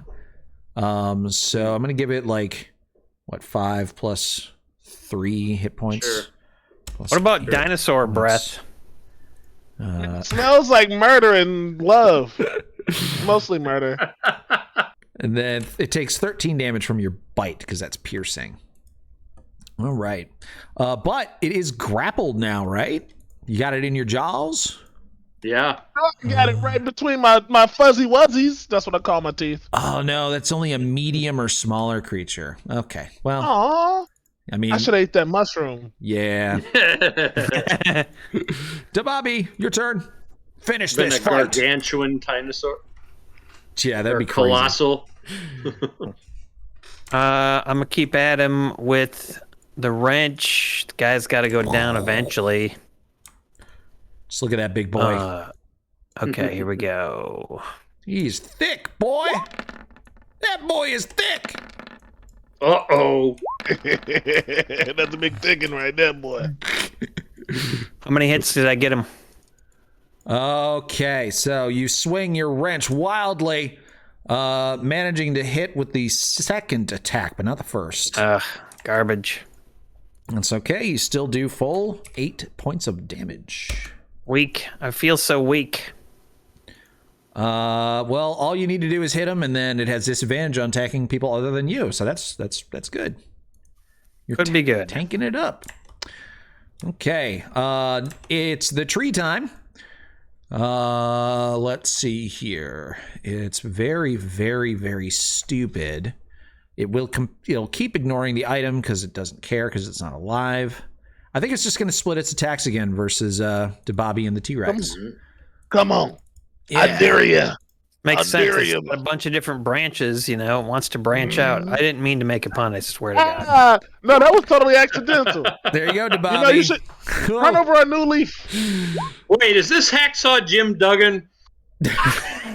Whoops. Son of a bitch. All right, Dababi, this is a very important roll. I need you to roll a d20 to see whether this 28 hits you or your mirror image. Oh, shit. I need to roll good on this one. Yeah, you Here do. we go, Bobby. Here we go. Here we go, Bobby. Oh. It looks like it's going to hit me, probably. Yeah. Probably. Well, that's a hit, buddy. You got any tricks up your sleeve? Yeah, they're called hit points. All right, well, now you have 23 fewer of them. Oh, whoops. Are you still conscious? Oh, yeah, I still got 12 hit points. Okay. 12 big old hit points. 12 big old hit points. I feel great. I've seen people at Old Country Buffet with fewer hit points. Okay. It slams its branches at the T-Rex with disadvantage. Still getting a 21 to hit for 18 points of damage. Oof. Do I got to roll a d20 for that? Yeah, another concentration check. It don't even matter because here it comes. Oh, concentration, not d20. Let me shut the fuck up. Constitution. Big God. I'm going home. I don't know what to do. Hey, I gotta get out of here. Hey, no. You have it. You have +2 to that because I'm within 10 feet of you. Yeah, so plus, And a +7. so right? Plus, hold on, wait. Okay, so the T-Rex gives you a Constitution of 19, which is +4, and then you are not proficient in Constitution saves, right? So you don't add your proficiency. not at bonus, all. but you do have the +2, so you're rocking a +6 total. So you got an 8, which is just barely not enough. Yeah. So no more T-Rex time. Shiver me. Wait. Oh, T-Rex. Oh, adios mio. I remember him well. He was so handsome. Next up, Reginald. Could give him a +4 if you think that would help. Flash of Genius, can I use that? Of course you can. Ooh, Well, would that then help? why That not? would give him a 12. Yeah. Yeah. But we think that's enough, right? It is, but unfortunately, I already deleted the T-Rex, and I don't feel like getting him back. All right. Wow. Well, it took me too long. You should have done it. Listen, Maya Angelou Yeah. Should have wrote done a story about this same scenario. What do you think? it. Now wait a second, because Chad's saying that the dancing item hasn't attacked for like several turns. No. See, so I think I should get the T-Rex back and trade of the dancing item. Vis-a-vis, we didn't land on Plymouth Rock. The T-Rex landed on us. No, that's a really great point. The T-Rex rises up again. It rises. As the T-Rex falls, aren't we all just lizards in a prairie? Amen. Man, you're right. I mean, shit. If we're gonna go backsies, we might as well go all the way backsies. I'm gonna just Aaron, guesstimate. next time he's a T-Rex, you gotta use that ability of yours to give him a better constitution. All right, Right. Dion, can you roll 2 d20s? Time, baby. Anytime. Here we go. 5, 4, 3, 2, 2. All right, so one of those is a hit. So go ahead and roll a d10. Ooh, big nuts. No, that was I rolled 2 of them. Sorry. Let me roll 1. There you go. That was done. All right, so that will be the 2 attacks from the dancing item that we missed. I'm pretty sure it was only 2 attacks. Might have been a third. I don't remember. Listen, I'm not a mathematician, brother. Don't ask me. All right, so Dababi, mark another use off of your Flash of Insight or whatever, and it's going to be Reginald's turn. Okay. Oh, geez. This fight could end soon. Are we busting up this tree at all? It's pretty busted up, yeah. All right, I'm going to step up to here so I get a clear reach 10 feet with the glaive Darlene. Sure. She's my homecoming queen, Darlene the Glaive. Darlene the Glaive. All right. Ooh, Big Dean. Still got 2 uses left. Yeah, I will throw a Divine Smite, first level spell slot. Okay. Ouch. That's a D8. That's a lot. It is undead, so you get another D8 on top of that. Oh yeah. Yeah. Oh yeah. Big nines. Yeah. Ouch. Actually, you know what? That was supposed to be 2d8 on the first one, so I actually get another one. Oh wait, you Drop used it on his head. You used a second level slot on this? Well, I used a first level spell slot. That is 2d8. Oh, so you were rolling? No, I did it right before. I just have all 3 of them in my thing, and I just clicked the wrong one this time. You were rolling 3d8 against the Banshees, but you were using second level spell slots. Right. Second level spell slots normally do how many d8s? 3d8. But 3d8. Against undead, they do an extra d8. You never remember 4d8. the extra d8. No, you did. I didn't. You did. I did. Yeah. Well, maybe you didn't. From here out, we will. Yeah. All right. Wow. You would have killed those things even faster. I'm pretty sure. But anyways, how much damage is this? Spicier this way. Yeah. 31 damage with that one attack. Well, hold on though. Polearm bonus attack. Yeah. As a miss, sir. Okay. Second attack with the glaive. Okay. That is a miss, sir. Okay. All right. But this tree is barely being held together. Glubjag, you can finish it off right now. Yeah. All right. I guess I'll just stick with the piercing, even though it has resistance. Okay, we'll just do some more morning shaft. And away we go. Well, we go. That is a miss. Oh my gosh, guys, get it together. Wow. Fall apart okay. in the final part of the fourth quarter here. There you go. All right. Yeah. And my additional 1d8. Yeah. And my axe. My axe. So, screaming a battle cry about axes, Glubjag fires off 2 arrows, the first one missing completely, but the second one striking true. And the tree sort of like stops moving. Nothing crazy ceremonious about it. It just starts turning into a regular tree. Just a regular dead tree. rotting tree. Exactly. Sweet. You guys, I'm a little worried about Dion's roll of paper towels. It's really close to the fire.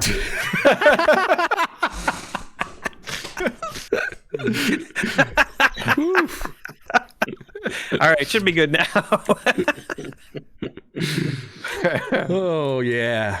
That was the only thing, Dion. That was the only thing we could see on your screen that was still not covered by it just looked like a roll of paper towels right in front of the fire. You gotta keep them handy. This is a sweaty situation, boys. Woo! Thank you, C. Jensen. We did. Somehow we made it through this insane fucking... Okay, now what happens? Well, the way it started, I was all ready to throw bean, the way it all started. Yeah, all right, we're going to pee in the mouths. Is there any evil left for us to pee in, or is it just a regular tree? Well, this is what you see. You see a dead tree with, like real gnarled roots. You notice that there is potentially some holes, like in the trunk of the tree. Work with that. Yeah, some, sort of large hole in the base of the tree. But other than that, there's nothing else. So, hey, maybe there's treasure in there, I bet. Yeah, we better look in there first. Let's search first and then pee. I was really hoping you guys would just pee in the hole and then walk away. All right, so you guys, who's going to crawl into the hole in the tree? I'm a big guy. I can't do it. All right, I'm gonna D-Rex myself. Scooby dooby dooba dooba dooba. That's the sound it makes. Yeah. And then I crawl into the hole. Do I need the perception check inside the hole? Do you have dark vision? I got the goggles. Yeah. Okay. Yeah, you don't need to make a perception check. You get in there, and you realize pretty quickly that you are face to face with a dead gnome. Its skeletal remains the only thing left after having been dead for quite a long time. But it is clutching in its skeletal hands a wand, and it has what can only be described as a classic witch's hat atop its head.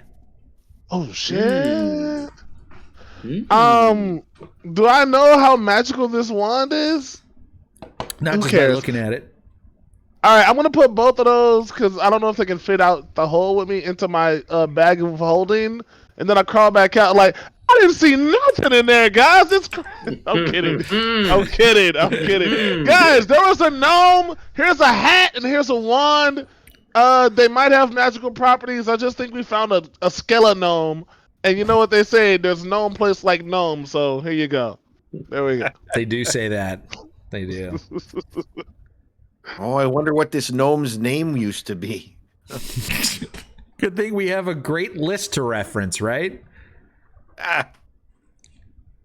All right. Well, you guys defended Red Ruth's hovel from the assault of the undead. That's right. We did it. Yeah. The haters said it was impossible, but look at us. And about an hour later, after you guys have sort of like done a short rest and restored some of your wounds, Red Ruth shows up, and you can tell she's clearly had a bath. However, that bath must have been in something horrific because she smells about 10 times worse than she did when you first got here. Oh, this filthy bitch. But her pits are shaved, so that's nice. What did you bathe in, Red Ruth? Jesus Christ, girl. You smell like hot dog water and depression. What is wrong with you? Oh, it was hot dog water. It takes about 85 years for the hot dog water to get just right before I want to take another bath in it. Bahati has the best hot dog water. Anyways, anything happened while I was gone? Yeah, we got under siege. We did some landscaping. Oh dear, yes, I see you moved this tree. She points at the undead tree. From over there over to here. Why? Actually, it moved itself over here. Yeah, well, no, I mean, it looks better, though, doesn't it? Oh, did it get up and attack you guys? It did, and it shot out a bunch of undead dryads that nearly murdered all of us. But, you know. You know the dryads that you killed all over here? They came back for us. Yeah, every once in a while when I'm gone, they come up and try to wreck my shit and get revenge. Yeah, he maybe could have warned us. I think I asked you about something like that, but whatever. Yeah, I chose not to warn you. I thought it was funnier this way. Oh, right. Funny. Salty minks. Plus, if they had killed you, I wouldn't have to, uphold my end of the bargain. But since you lived, I guess I do. Oh, by the way, I clogged your toilet. What?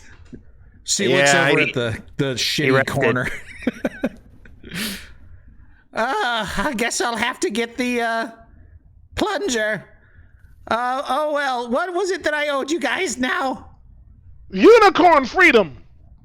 Yeah, you gotta explain. You gotta get do one of those mystical divinations to find the way we get the Dow out of her contract. Ah, yes, this one. This one pays attention. Good work, sir. All right, let me do the ritual. What the hell is that? He's got a unicorn head. Is that a cat bed? It's definitely Moon Sugar's head. Moon Unit's head, I heard, but I don't even remember her freaking name now, or his Moon name. Color. Moon Color. Yeah. So, but it prefers to just be referred to as unicorn. I know that.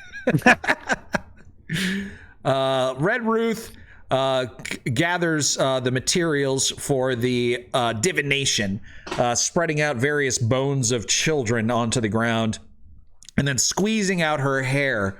which is now a mixture of 85-year-old hot dog water and the blood that is just constantly dripping out of her scalp. And it splatters all over the ground and sort of vaguely forms what appear to be words, although it's not in any sort of language any of you understand. And Glubjig, you take a look expecting it to possibly be some sort of fiendish language, but best you can guess, this is some sort of language that only she understands, because it doesn't resemble any of the languages you've studied. And she looks at it and she says, edit this part out, Jason. I forgot to look it up. Why would she say that?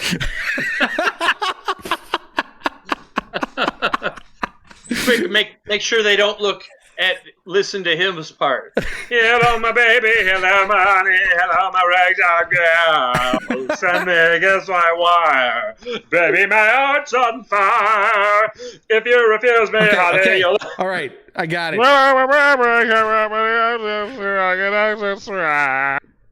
Thank you guys for that distraction.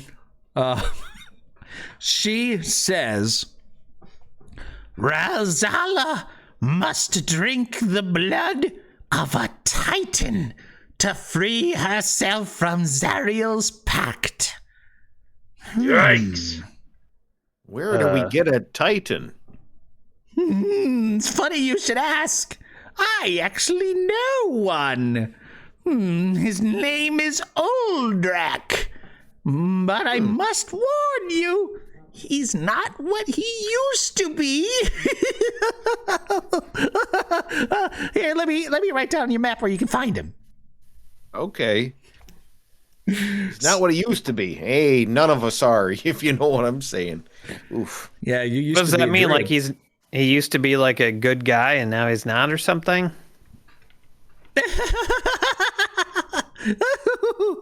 Well, our pact is done. I owe you nothing anymore. All right. Well, that was a really not a very good fulfillment of the pact. We thought you were just going to take care of this for us. Oh, I bet you did. I bet you thought your series of side quests was over, but no, it has just begun. You got any more of those fart and healing potions? I do. How much you charging nowadays for them? 1 soul coin. Shit. Nope. All right. We got to go. See you later. Have fun being bathed, and I hope that tree kills you. You filthy bitch. I hope you get hit by all the tree demons. Also, do you have any free tokens and soul coins for no reason?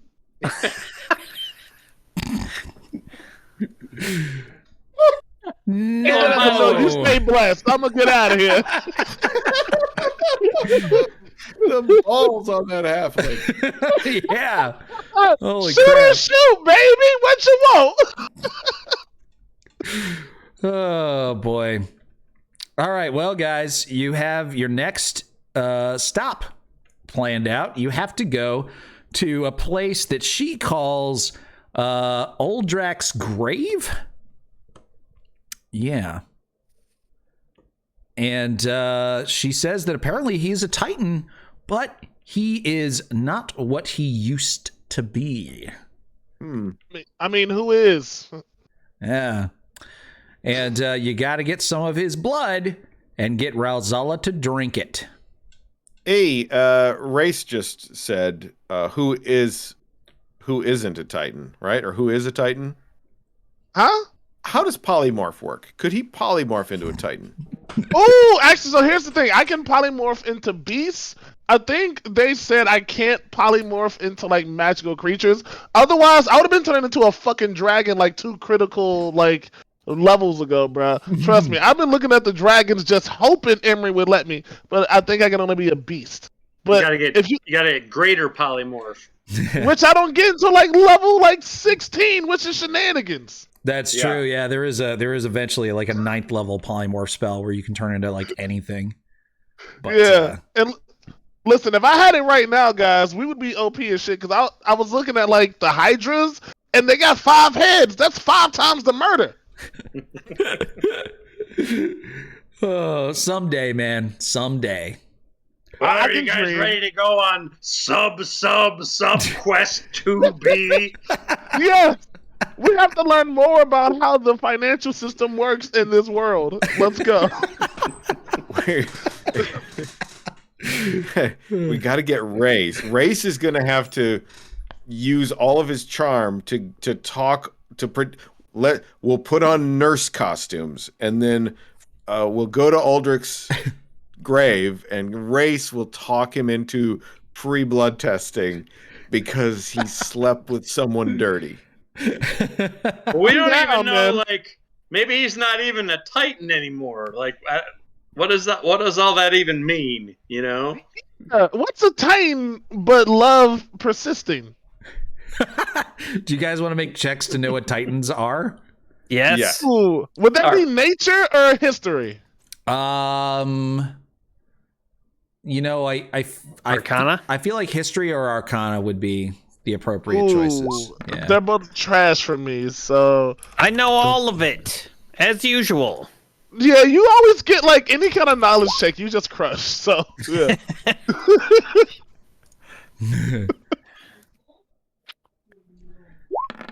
Let me tell you about Titans, boys.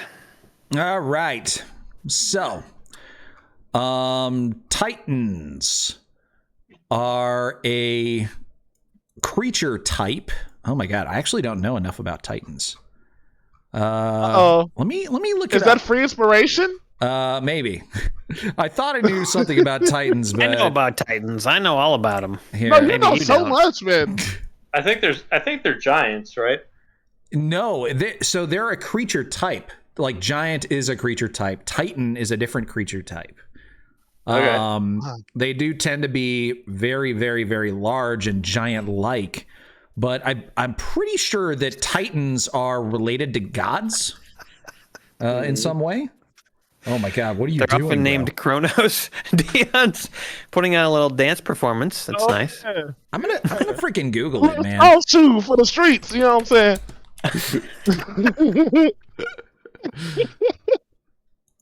Oh, what's up, kitty? What is the definition of a Titan in 5e? Ooh. All right.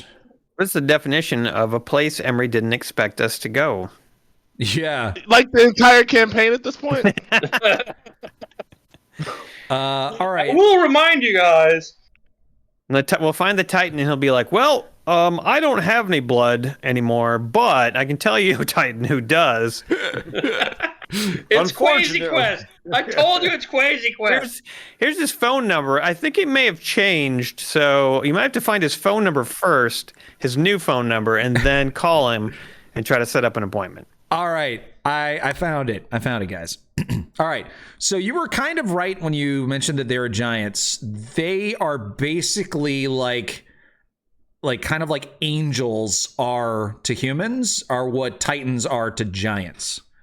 They're the highest form of giants. They're divine. A lot of them are like literal descendants of the giant gods.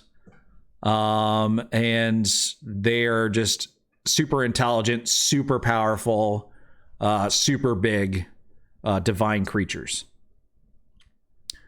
Yeah. And what did you roll on your check here? 25. 25. Okay. Yeah, they're generally beautiful, statuesque. They can experience deity-like fits of serenity or rage, because a lot of them are emotion like manifested. When they feel these emotions, the environment around them can begin to be affected by it. So when they're unhappy, clouds might cry tears of salt water. The flowers around them might wilt. Fish might even die in lakes. But when they're happy, sunlight flows everywhere. Small animals frolic in their footsteps, and birds fill the sky singing songs. So yeah, they're pretty ridiculous. Where is it on our map exactly? There's no real reason to tell you exactly where it is because the map of Avernus is constantly like changing and It's not really. It's within driving distance. The Titan is the map. We've been walking on the course of the Titan this whole time. Yeah. See, that's galaxy brain right there, Brad. I see. We just gotta drive over to its mouth. All right, let's go. Come We'll to just whip my over window. there.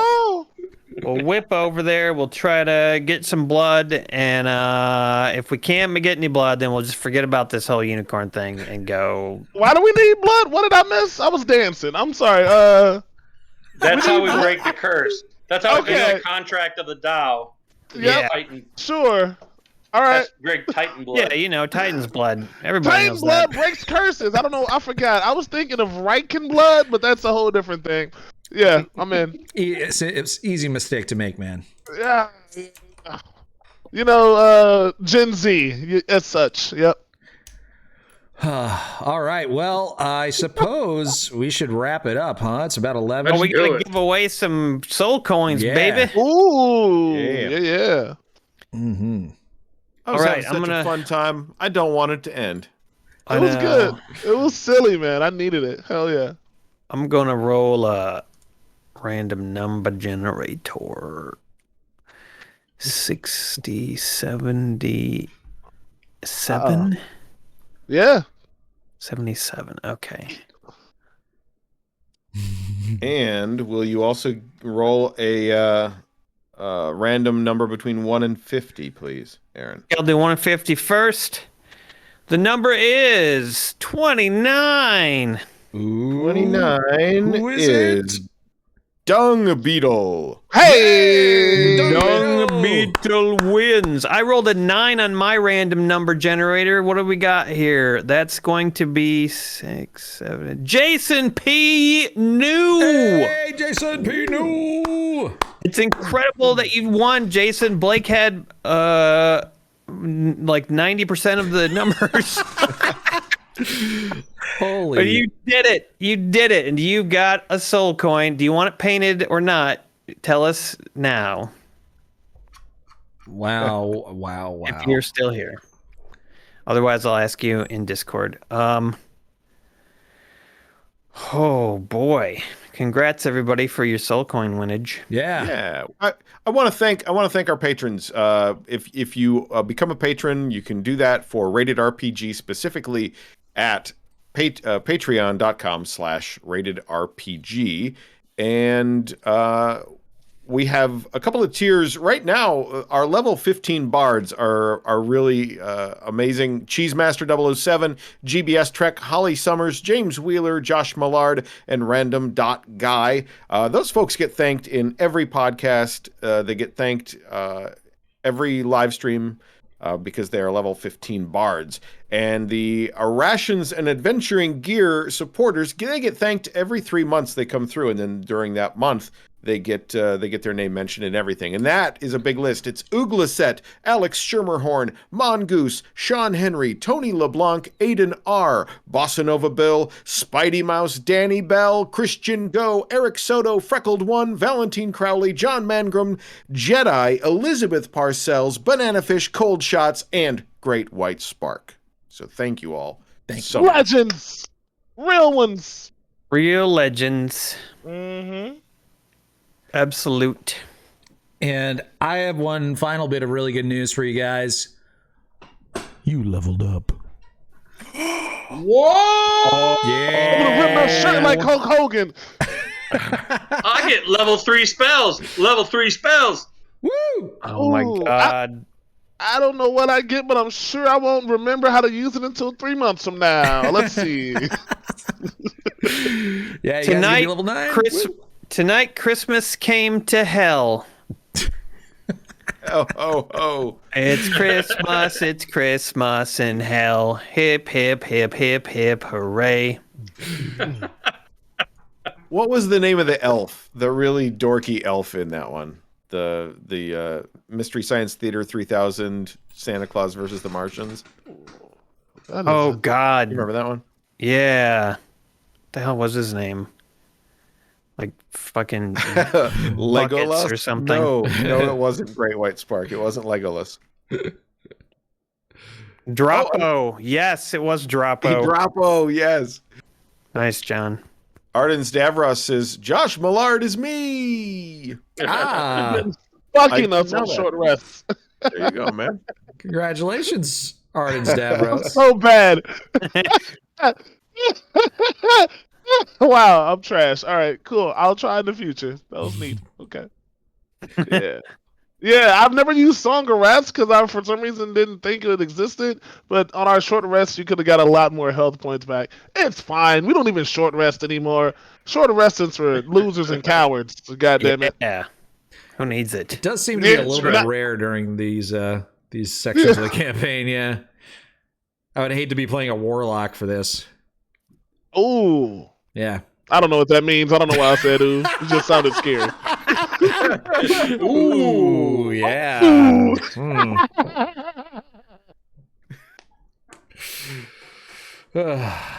All right, well, is that it? It's because anything that happens to warlocks is just like, ooh. Oh, do you want us to explain why? What's a warlock do? It's basically like a spooky wizard, right? Yeah, they're like a spooky wizard. Yeah. But they have a special type of spell casting. You know how, like, whenever you cast a spell, Dion, you have to mark off on your spell slots, and eventually you run out, and you don't get any of them back until you do a long rest? Yeah. Well, warlocks only have, like, 2 spell slots, but they get both of them back every time they do a short rest. Damn. Yeah. Hell yeah, that's sick. Yeah, it is pretty cool. It allows them to do some pretty neat stuff, especially if they get a lot of short rests over the course of a day. But it does mean they kind of suck if they have to get in like one big fight that like takes 15 rounds. They've used both of their spells and then, they're out. Oh yeah, that's terrible. So then you're in rapier territory. Well, they have some really good cantrips. One really good cantrip that allows them to like keep doing a lot of damage, even if they're out of their spell slots. But yeah, they're a cool class. No, I can dig it. Hell yeah. Eldritch Blast. Yeah, Eldritch Blast. 10,000 Eldritch Blasts and then 2 other spells. That's what they do generally. 100,000. 100,000. My bad. Yeah. All right. Alrighty, everybody. Thanks for joining us for Rated RPG. If you're a beer and board games fan, tomorrow night we're going to be playing some games. A lot of them are pun based. It's too bad you aren't here, Emery, because they're mostly pun based games. It's going to be very fun. Bummer. Yeah. It's going to be great. It's going to be so great. Oh man. Yeah. Oh well, maybe next time. I have conditioned myself to want pizza immediately after we stop the show. Yeah, I was thinking about Little Caesars for 3 hours. I understand.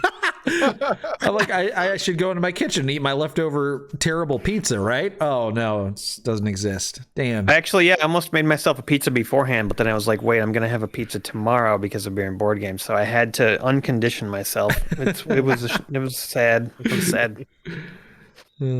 No pizza. Thank you, everybody, for showing up and watching us play. We hope you had a great night. We hope you have a great rest of your night. I want to add one more thing. We don't know yet in January or February what dates we're going to be doing sessions. You can follow us on Twitter at Rated RPG Podcast. Is it at Rated RPG Podcast? And then you can also go to patreon.com/ratedrpg.